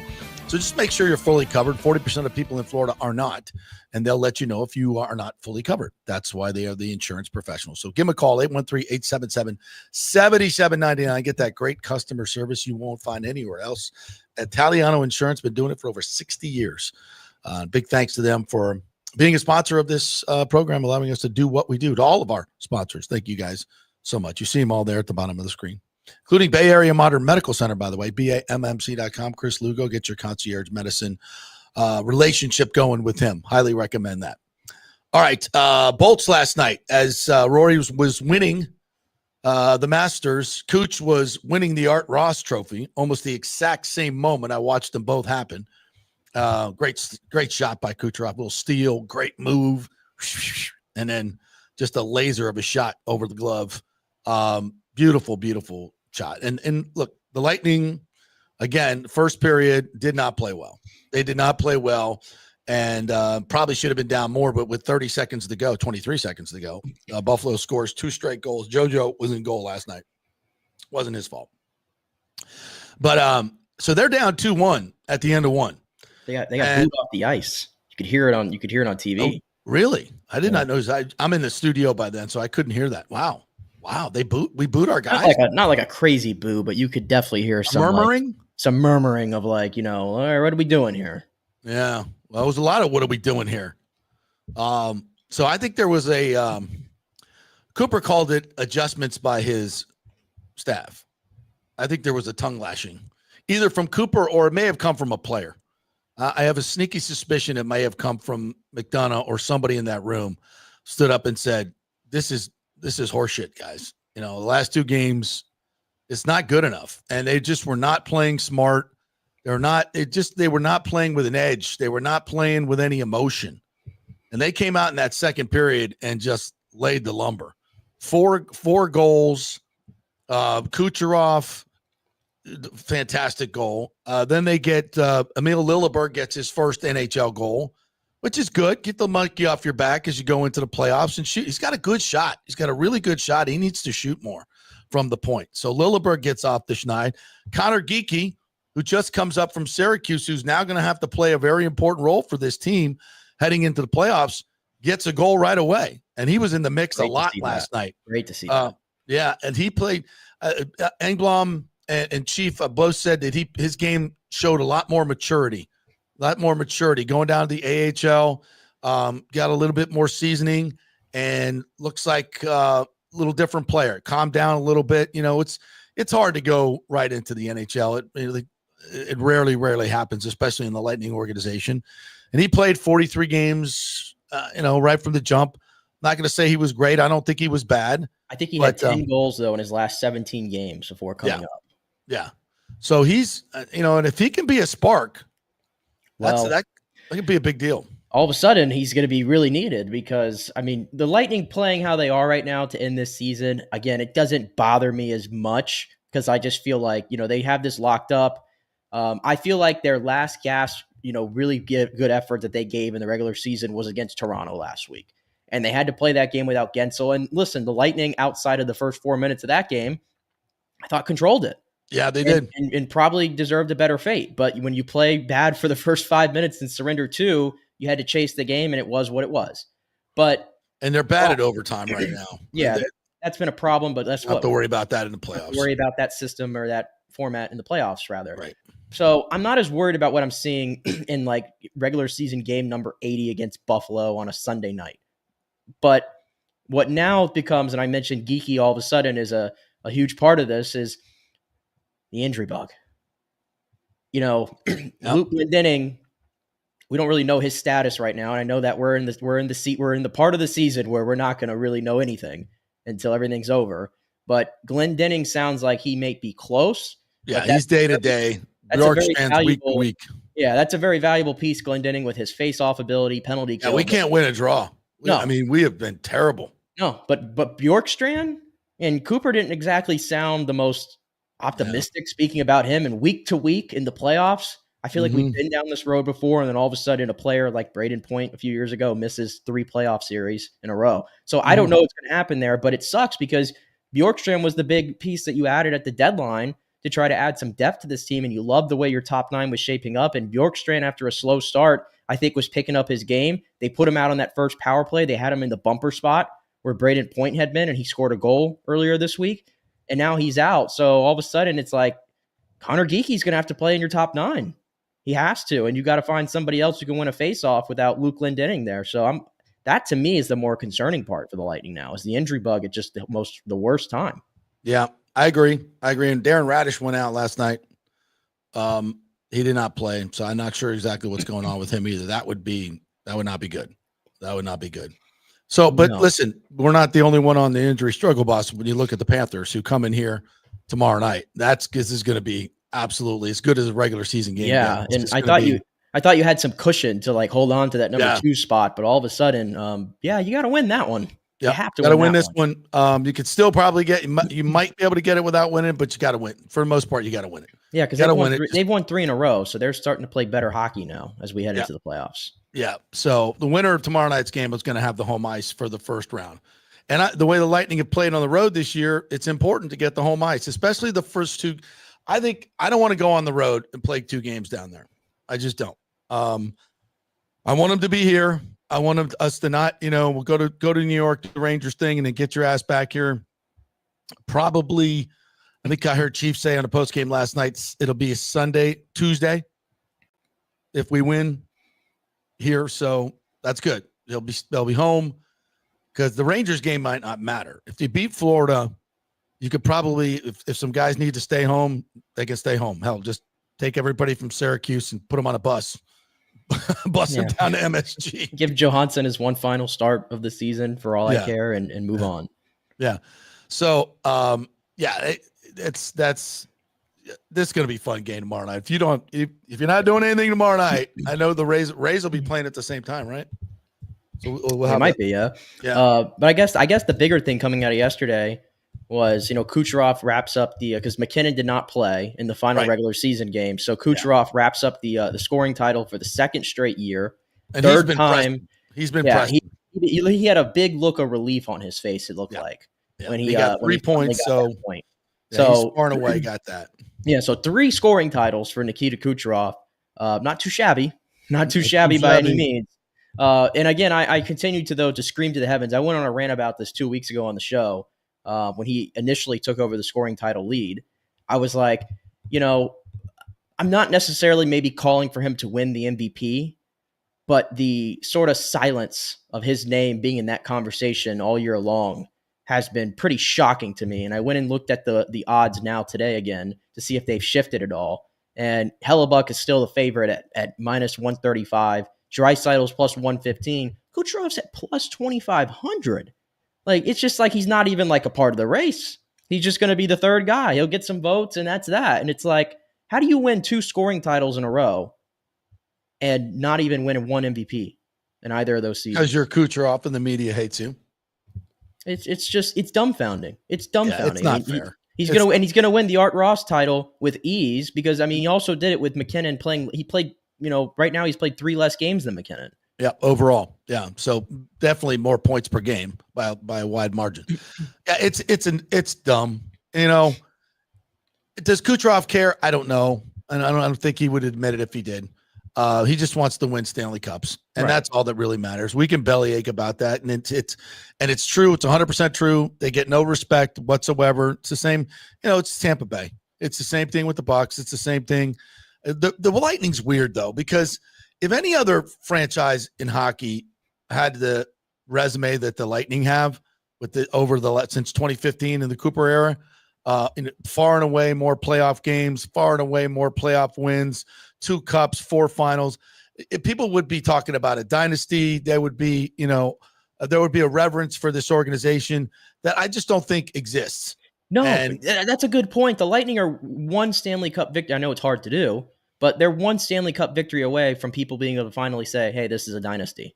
Right. And there's no like groundswell to like, "Oh, we got to see this happen." It's what the talk is. It's always like, "Oh, Tampa's going to fade away. Tampa's not going to win." I listen to Sirius XM radio all the time for NHL, and I've heard them talk like, "Oh, Tampa." One of the shows is like, "I'm convinced Tampa's never going to win another playoff series with this core." Like that's what the talk is. It's all and I saw Biz yesterday on TNT said, "Oh, the Panthers, they're going to win that series. The Lightning aren't going to match up and everything." And it's like, you count them out at your own. You do that. People have hit me up on Twitter and they're like, "JP, we don't have the toughness to beat Florida. We don't have the toughness to win the Stanley Cup." What does that mean? I don't know. I mean, so we don't have a guy that's going to kick everybody's ass if it comes down to it. I mean, our guys will drop the gloves. I mean, I don't necessarily see teams running at Kucherov. I mean, it's not the playoffs yet, but I don't. You may be right. You may be right because there's no Tanner Jeannot. I get it, but do we need a Tanner Jeannot? I would just like us to stop leaving people wide open in front of the net. That's what that would literally much more than that. I would be like, with these 3 lapses a game where we leave the best scorer wide open in front of the net.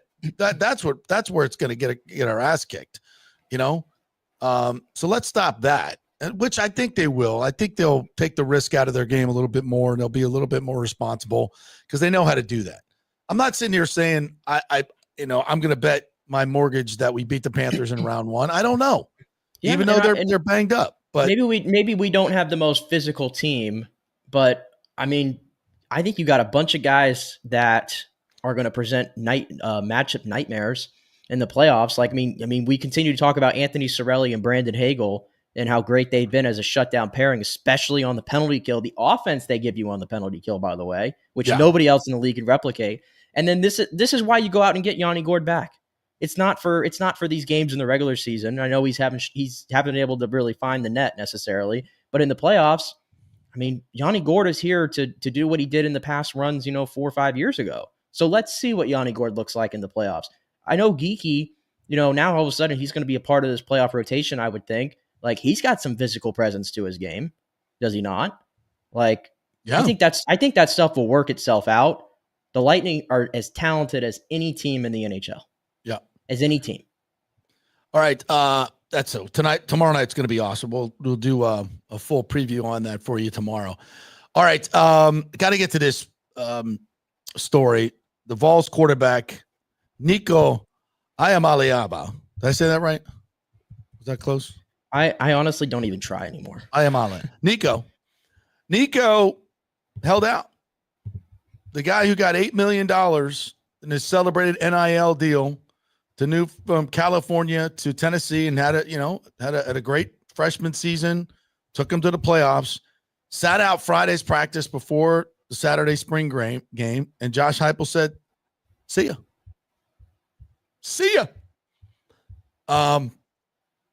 It's definitely a landmark moment in the NIL world. So now he's in the transfer portal, maybe heading back to Southern California. Dan Lanning, evidently there's a story out there that Dan Lanning called Josh Heupel and said, "Hey, your quarterback's sniffing around for another NIL deal." Good on Dan Lanning for doing that. Yeah, good on Dan Lanning. That's how you. The Lanning NCAA is not going to do anything. He didn't have a quarterback. He may not have called. Maybe not, but that's how you get out in front of some of this nonsense. Is coaches keeping everybody accountable? I love that move from Dan Lanning. I'm listen, like the old school guy in me says that this is all awesome. This is all great. It's not sustainable. None of this shenanigans is sustainable. Do I hate the fact that Nico is trying to find more money? The rules are the rules. The people, you coaches, you created this. You administrators, you created this. You athletic directors, you created this. You didn't change the rules when you could have because you were too greedy. So now this is what you got. The courts decided. This is what you got. And so he didn't break the rules. I'm not defending what Nico did. I'm a team guy. I don't think he should be doing this on a personal level. But the rules are the rules. And you coaches, as soon as you smell more money, you jump. And everybody, oh, great, you got a promotion. Quarterback wants to get more money. Now we got a problem. Now, the way he went about it, I hate it. Holding out, the practice, all that stuff. I don't like any of it. But, these coaches are a little sanctimonious. I'm just going to present the other side. Everybody jumping up and down and celebrating. Oh, yeah, that's it. Get rid of him. Yeah. He wants more money. Yeah. Wouldn't you? You want more money? You can go get it. What's your loyalty to your job? If the competitor's going to come at you and offer you more money, you staying? Likely not.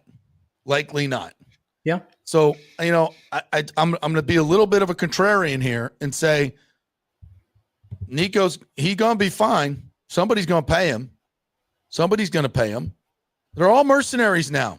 This is what you have wrought, administrators in college football. And until you go fix it, it is what it is.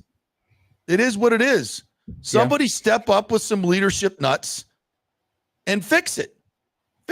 You can fix it, but it's going to take some leadership and it's going to take some sacrifices from the blue bloods.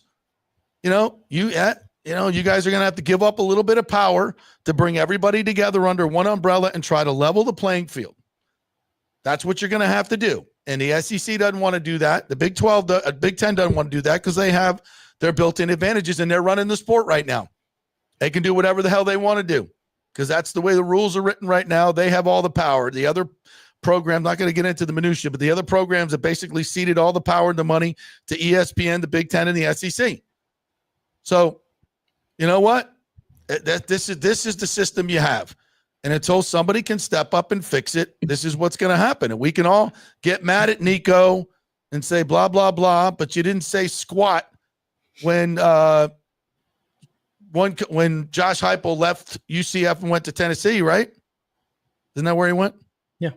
All right. You didn't say squat about that. These coaches leave in the middle of the night, and that's okay. A quarterback does it, and now everybody, you cut his ass. Yeah, I think where it is, it's like you mentioned, we've been saying this for a long time now. The adults screwed this up years ago, yes. And now everybody is paying for the sins of what was not done before. And now we have this, as we say, the wild, wild west sort of system, which doesn't feel sustainable. And it's like, okay, if Nico feels he's valued one way and he's not getting that value at Tennessee, by all means, do what you got to do. But what I don't like is we have lost, in my opinion, in college football too much. We've lost this sort of aspect of what it means to be a team, what it means to be a leader of a team and a program with the prestige on it, like the University of Tennessee. And, all the reports that are out there that he basically he went AWOL basically. Like he wasn't in contact with anybody. He doesn't show up to meetings. And it's like at that point, whether or not Tennessee was willing to give him the money or not, Josh Heupel had to take a stand for the better of his program. And I'm cool with that. And I commend Josh Heupel for saying that. Like that was the big thing. Like when he missed the team meetings and that he wasn't responding, at that point, you're failing us as a university and as a leader of my team, which just went to the college football playoff last year. And at this point, it's just not. This is not a tenable situation, and we need to, do your thing. But it's not going to be here at Tennessee. And if the reports are true out there that he was looking for $4 million, I think that was the number that Chris Lowe of ESPN threw out there.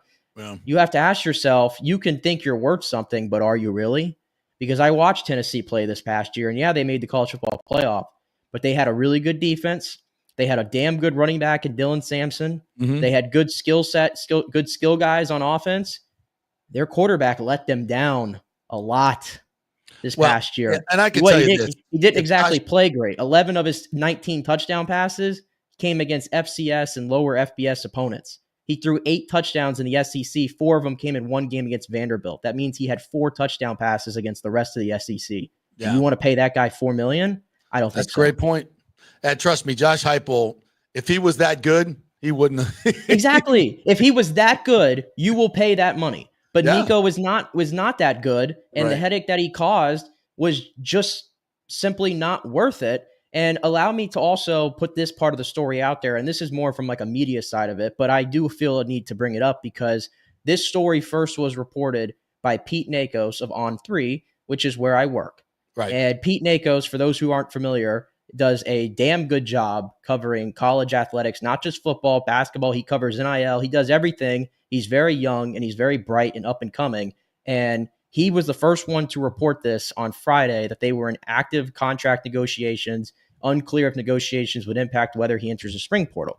And you have a whole fan base of Tennessee fans that come out and say the most hateful things on Twitter because that's what you can do on Twitter and get away with it these days. Of course, yeah. And because they just didn't like the report.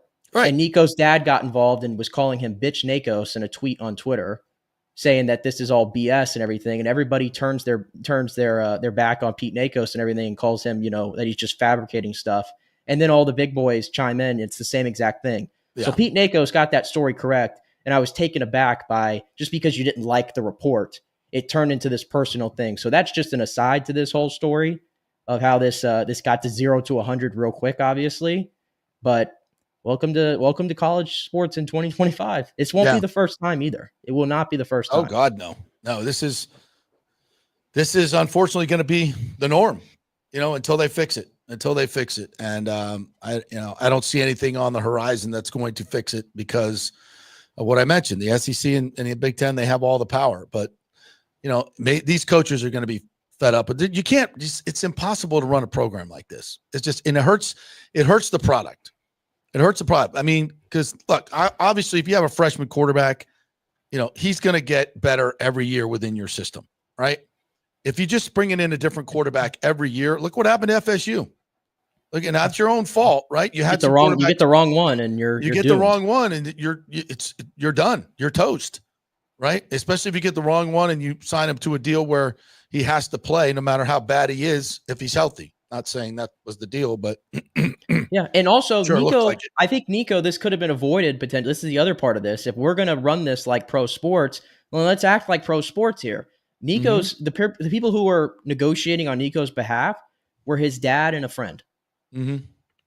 If you had a real agent, Yeah. I bet you this gets negotiated out long ago, and it never even gets to this point. Yeah. Yeah. And again, I am not condoning what Nico did at all. I hate the method. I hate the actions. I hate all of it. But that's the system that we have right now. And, you know, I it's not for me. If I were a quarterback and I was there getting paid that much money and I had success, I'd hunker down with the same kids and be a leader and take them as far as I could go. That's not the way I wouldn't do it the way he is. But I see this is what people are doing. It's about the money for so many of them. And maybe it's about the money for the dad. Who knows? I wonder, though, because I saw you put on Twitter that somebody will pay him the amount. I do wonder what program it's going to be, though. Somebody will. I know the USCs of the world, and he's a California kid, so I think USC is sniffing around, and some of the schools out there. Maybe he will get his money, and at the end of the day, he's the winner, and he goes on to have a great season and becomes a top pick next year in the draft. I don't know. My bet is if this is what his character is, he's not going to be a great player. If this is who he is, he's not going to be a great player. I would never, if it was my son, I would not be out there trying to get him a better deal. I'd say, son, you got enough money right here. You hunker your ass down. You become a leader of this team, and you'll get far better in this situation where you have great players, the best competition. You got a really good offensive-minded coach. You're in a super situation. Shut your mouth. Take your money. Let's put it in. If you go out and perform, if you go out and perform to the potential that people think you have, and you go beyond, you show improvement from last year, which I think was just kind of middle of the road. Guess what? You'll be a first round pick next year, and you'll make all the money in the world after that. That's right. But now, even if he has a great year and he's one of those picks, you think this stuff's not going to get brought up with teams? Yeah, absolutely. Of course it will. Yeah. All right, couple quick comments. We got to get to Fitzy here in our next segment. Our Masters correspondent, Michael LaRue, says the 29 other MLB owners and Commissioner Rob Manfred have asked Stu to present a viable plan for a new stadium deal. Politicians won't work with him. MLB will eventually ask him to sell the team. Oh, they've already asked. He's out of options. I'm just going to say this. Now that the Masters is over, I think there might be a little bit more momentum to getting a deal done. Take that as you will. I will never forgive Rory for breaking up with Caroline Wozniacki, says Michael LaRue. I think it was the best thing that ever happened to him, to be quite honest. I think he's doing okay. I think he's doing all right. I don't know if that would have been – I think that might have been a bit of a distraction that he did not need. Michael also says, Stu showed his face yesterday. I shouted, sell the team. And his 17-year-old kid said, yeah, sell the team, Stu. His parents loved it. That's a nice job. Good job. All right, we'll take a break. When we come back, our Masters correspondent, Scotty Fitzgerald, was there at 18 as a patron. I wonder what that was like yesterday. We're going to find out next. We're brought to you by Third Generation Plumbing and AC. They got a great deal going on right now to get your unit ready for the summer. Have a summer-ready unit with Third Generation Plumbing and AC and Mechanical. They can do all kinds of things around your house. So if you need anything done around there, you call the good folks at Third Generation Plumbing. Tell them JP sent you. Just go to their website, thirdgenerationplumbing.com. John Rodriguez, the owner there, great dude. They got a special going right now. Well, there we'll get your condenser coils, all your fluids, everything topped up. Check out everything. Make sure you got enough Freon in there so the air is going to blow cold. It'll be efficient, all that good stuff. So, and then you'll get a chance to kind of feel out the great service that you get from Third Generation Plumbing and AC. thirdgenerationplumbing.com. Back in 3. Ciao, Paolo Tini here, owner of Caffè Paradiso, voted number 3 People's Choice Award on Open Table. I want to thank all our loyal family of customers that have been enjoying our great traditional Italian dishes we make from scratch every day. It's a great family story we're proud of. Our family moved from Rimini, Italy in 1984. My dad, Caesar, started Donatello, and that's where I got the start in the restaurant business. I started Caffè Paradiso on South McDill in 1995, and we've been there ever since. From our traditional ossobuco, a veal slow roast for 4 hours, to our daily fresh catch, the Gruppo Paradiso, with a piccata sauce and lobster claw meat, homemade pasta like lasagna, farfalle salchicha, which is a bow tie pasta homemade with fresh sausage. Hold on a minute, JP's favorite. I love it. So come and have a glass of wine with me on South McDill. Get a reservation on Open Table and see all our 5-star reviews. Ciao, see you soon at Paradiso. JP here for Riveters, the official sports bar and grill of the JP Peterson Show. We're located just south of Ray J and Steinbrenner Field, so it's a great pre- and post-game spot, and the happy hour is amazing. Monday through Friday, 3 to 7. Check out these specials. $3 Bud Light drafts, $4 domestic bottles, $5 wells, $6 premium wells, $6 cocktails like margaritas. It's unheard of. And the Riveters food is freshly made daily. No freezers. Happy hour food specials include $3.50 tacos and barbecue sliders. $6 you get edamame or chips with the beer cheese, which is amazing. $8 buffalo chicken dip, my favorite. The truffle fries, chili cheese fries, also $8 at happy hour.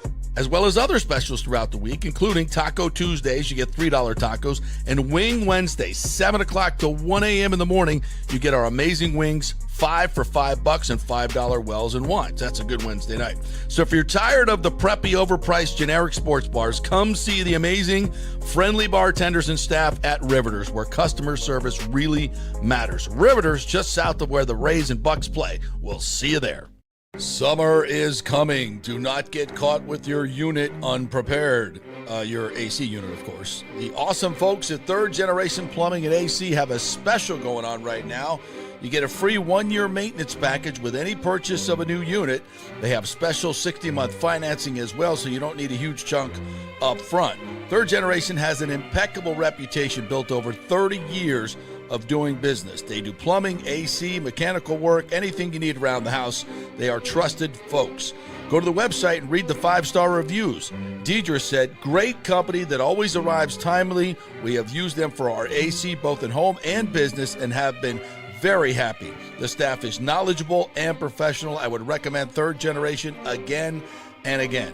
So give Third Generation a call at 813-961-8024 or go to thirdgenerationplumbing.com. Hey, are you tired and broke from going to those overpriced sports bars with $18 martinis and $20 burgers? Well, head over to Riveters, now the official sports bar and grill of the JP Peterson Show. I love the atmosphere. It's uniquely nostalgic American, recalling the days of Rosie the Riveter. The staff is incredibly friendly and welcoming in a laid-back, casual, indoor-outdoor setting. And check out the reviews, and you'll hear this. Best Reuben sandwich ever. Amazing wings, burgers, and prime rib. The welcome you get when you walk in is incredible. The staff will call you by name. You're not just customers. You're really part of the family. So go say hello to Maha, Taylor, Serena, May, Courtney, Jamie, Christina, Lauren. Tell them JP sent you. This is a real sports bar, and we love our home teams. And they're playing the games on the TVs all the time. You won't have to ask to put the Lightning, the Rays, the Bucs, or the Rowdies on. They do the UFC fights for free, no cover. Big screens and TVs everywhere. It's the place to watch sports in Tampa. Great fresh food, amazing staff, great drinks, insane happy hour, 3 to 7 every day. Race season is here, so make sure you stop by Riveters before or after the game. It's just north of 275 on Dale Mabry, just south of Steinbrenner Field. See you at Riveters.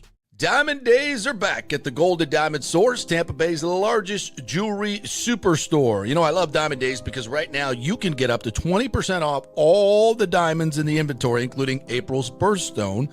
Plus, you can take advantage of 0% financing for up to 5 years. This means that if you finance $5,000, your monthly payment would only be $83. Best of all, your Golden Diamond Source diamond never loses its value.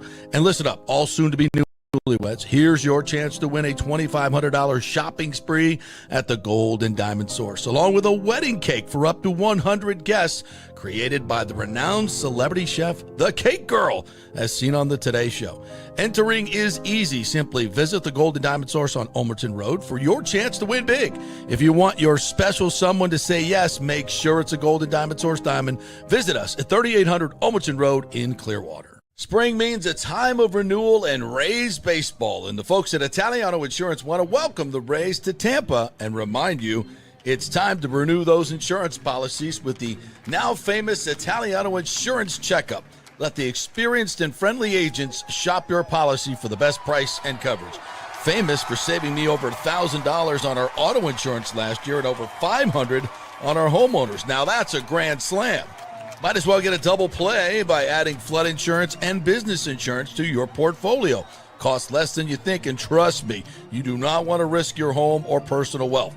That's a big whiff. So step up to the plate and call 813-877-7799 and chat with the all-star agents at Italiano Insurance. 813-877-7799 or go to ItalianoInsurance.com. Go Rays! Let's go! Right now. Back to the show on FanStreams. All right, welcome back to the JP Peterson Show, brought to you by the Gold and Diamond Source. Diamond Day is going on right now, 20% off all their diamonds. That's a great savings right there. So head on in. If you're going to pop the question like Nick and I did, you got to go to the Gold and Diamond Source first, get that ring. Great selection, great folks over there. They're never going to press you to get something you don't need. And they have no interest financing right now, 0% interest for your diamond. That means you can get a $5,000 ring for just $83 a month. That's a deal. She's worth it. And make sure it's a real diamond from the Gold and Diamond Source, 3800 Ulmerton Road, just across the bridge there from Tampa, about 10, 15 minutes from downtown Tampa. Go see him. Tell him JP sent you. Well, we had Fitzy and he disappeared. Where'd he go? He's driving back on I'm sure he's on 75 somewhere, so he disappeared. Maybe he'll jump back in. He's back. Oh, he's back out again. He's out again. He's gone again. Oh, no. We may not be able to get him in. Bad connection, Fitzy. I don't know if you can hear us. All right, we'll see if he pops back in. So, till he does. A couple of stories from the All-Star weekend. So Mike does his foundation tournament each and every year. A great golf tournament. There are a bunch of young Buccaneers out there, not just old Buccaneers, but young Buccaneers. Jamel Dean was out there. Boy, he smokes it. He hits about 320. Saw him out there. We saw Cody Malk out there enjoying himself. Boy, he's a big old boy. He's put on some good weight. Saw him out there. Jamel Dean. Anthony Nelson was out there as well. So had a good time. Looks like we got Scotty. Wow, we got him. Let's get him. Pop him in there, Nick, if you can. There's our on-course reporter, Scott Fitzgerald, coming back from the Masters. What's up, partner? How are you? Get your phone out of your ear. Oh, are you there? What's up? Can you hear me? Can you hear me? Yeah, I got you. Yeah, I can hear you loud and clear, buddy. All right, we'll keep it just like that. So there you were at 18 yesterday. There's your master. Oh, I love that. What is that? Nice jacket. Very nice. Got the hat on. Beautiful. Amazing What was it like at 18 so we yesterday? Got the golf course. Well, what we did in the morning, we got there early. The course opens at 7:00. So we were able to, get into the gates and stuff and plan our chairs. So that was the first thing we did. The smartest thing, knowing it was final round, probably anticipated with the leaders, that it would be a pretty cool ending. So we were able to get a really good spot right off the green on 18, which ended up being just an absolute magical experience. It was just insane. So explain to the folks out there how you do that. Like there's rules, right? About you can't run once you go through the gates, right? You just got to walk real fast, right?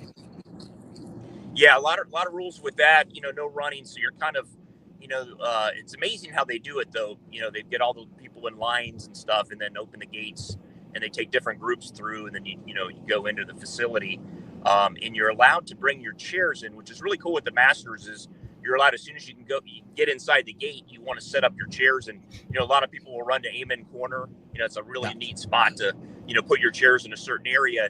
And it's an amazing place when you get in Augusta National. It's almost like walking into church. Everyone's respectful. They're so happy to be there. You can put your chairs down. No one's going to steal your chairs. It's like the safest place on earth, and just exciting. I mean, it was just amazing when you're in that place, and there's people from Japan and Switzerland, and we met people from Ireland, just all over the world that's in that place. And I'm standing there, Jelly Rolls walking by me. Shane Gillis was right, saw Shane Gillis. We saw Casey and Ron DeSantis. We actually sat and talked to Casey DeSantis. I was telling him that we were talking about the property taxes and the that stuff. So I was telling him, we were just loving the job and things that they're trying to pass. But but it was just spectacular. Just a neat place. Pro athletes everywhere. I mean, it's the hardest ticket in the world to get. Especially on Sunday. Absolutely, on Sunday's round. But it was just, I mean, an experience of a lifetime. Edward came with us. It was his first Masters. Nice. And, of course, he had Rory going.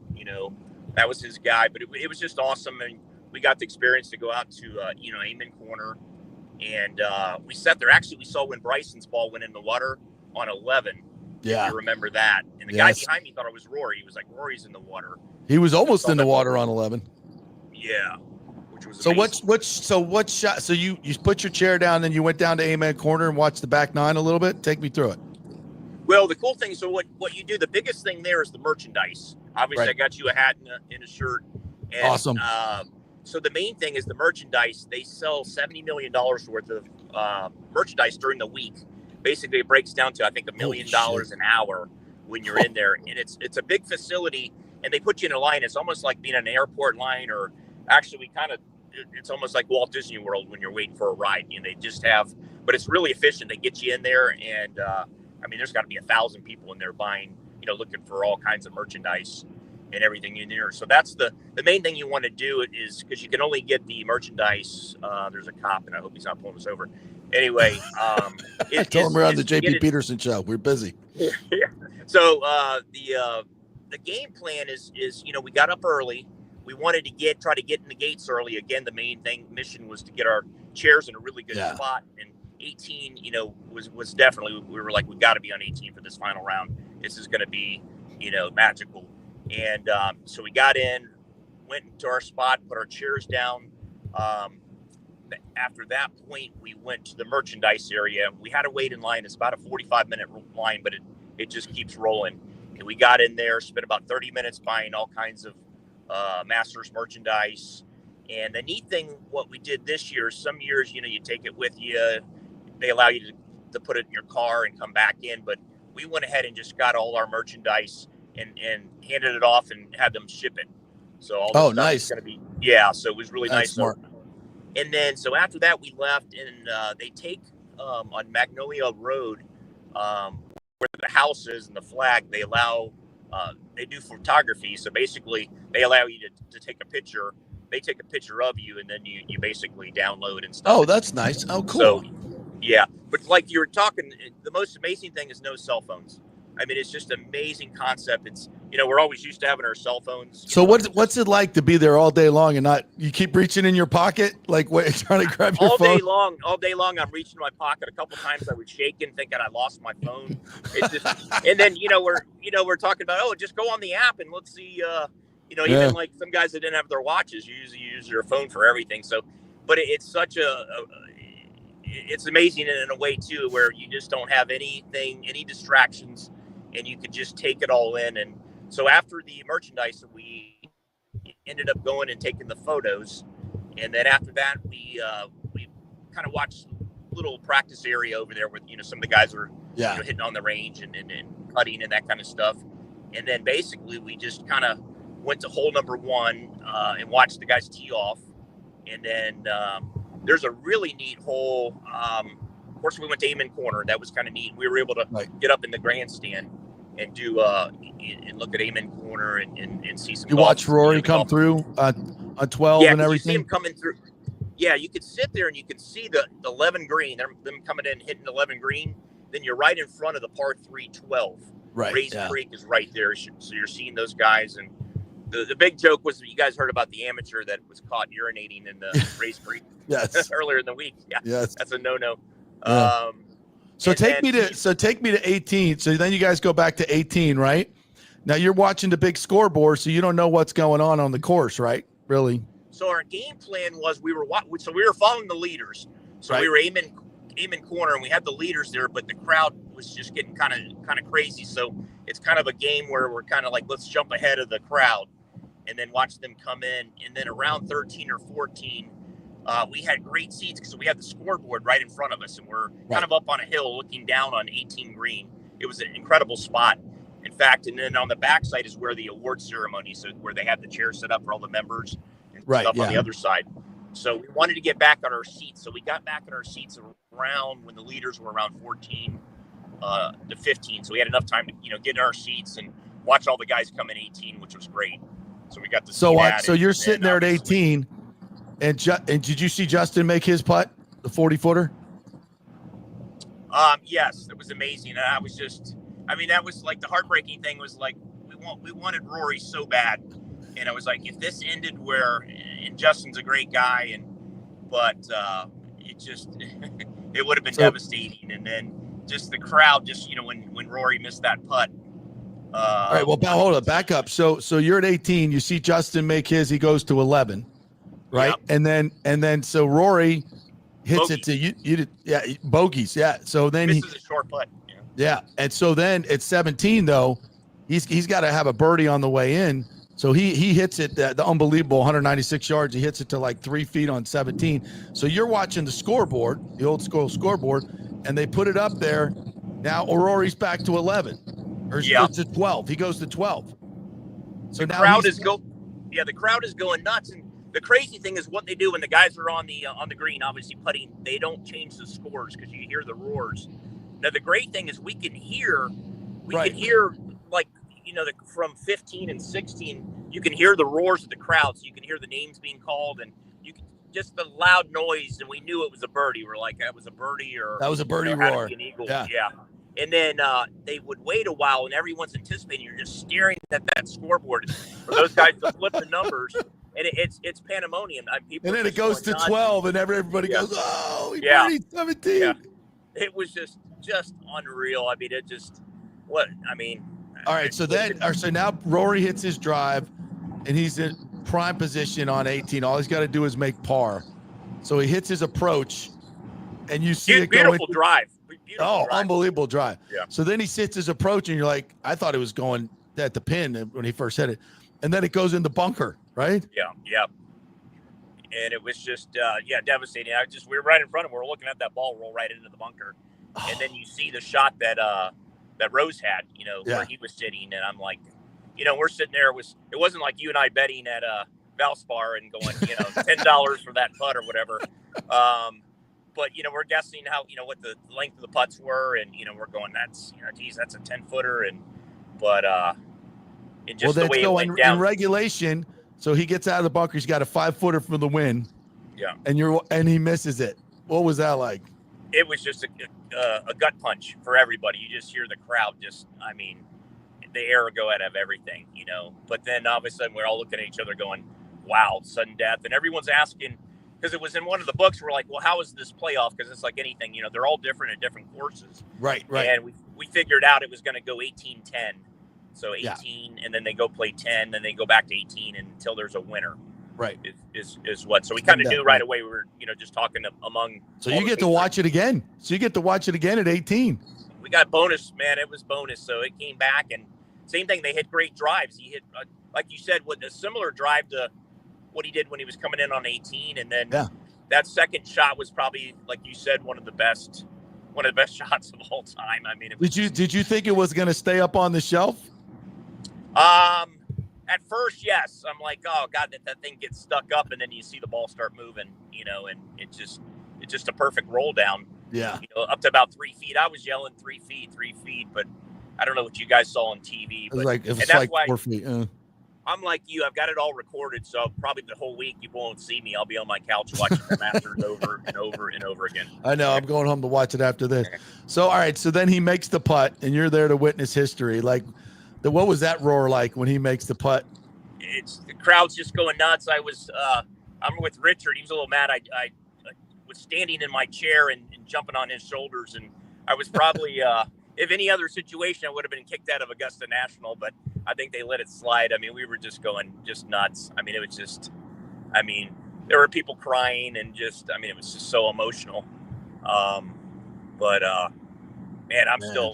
I'm still reeling. Yeah. It's unbelievable. Well, you got to witness something really special, partner. That's amazing. You picked a good day to go. It was worth every penny, wasn't it? It was in the clubs. We did everything. It was just a great time. The only, I guess, this year we missed John Daly by about 5 minutes when we were at Hooters on Friday night. So damn. That was the only thing. No John Daly this So you year, went to Berkman's. You went to Club Magnolia and all that. we did the Club Magnolia on Saturday, and that's really neat. In there, it's just you got all you can eat food and drink. TVs are everywhere. They've got putting greens and simulators, and it's kind of the place to be. It's all inclusive. You know, you go in there and just kind of hung out there and had a great time.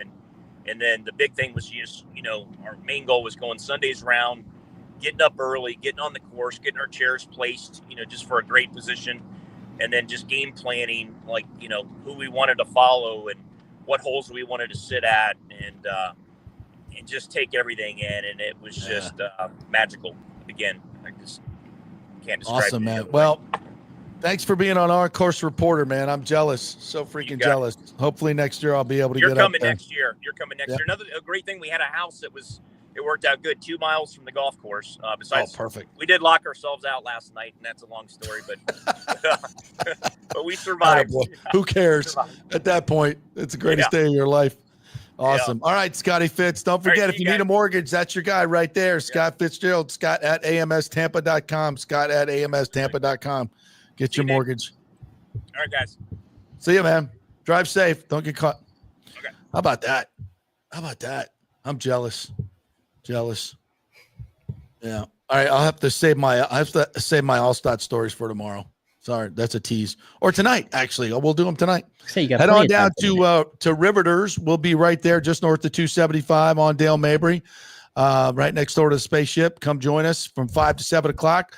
We'll have our happy hour going on. Great specials always happening there. They got the $3 domestics, $5 Wells, $8 Buffalo chicken dip, all the great food at Riveters. If you come by and you say, all hail Rory, the first 5 people will get a beautiful FanStream Sports cap just like this. So come see me from 5 to 7 o'clock, and we'll have a hat for you. First 5. And I'm inspired. I think I'm gonna go to the golf range today before work, and I'm gonna work on trying to hit that shot that Rory hit on 15. And I'm gonna report back to you next week.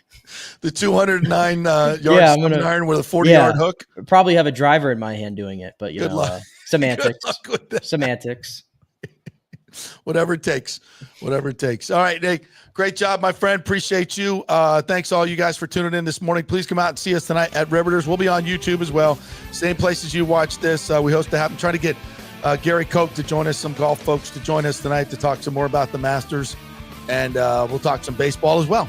So come join us at Riveters from 5 to 7 o'clock, or join us right here on our Facebook, Twitter, and all that good stuff. We'll see you then.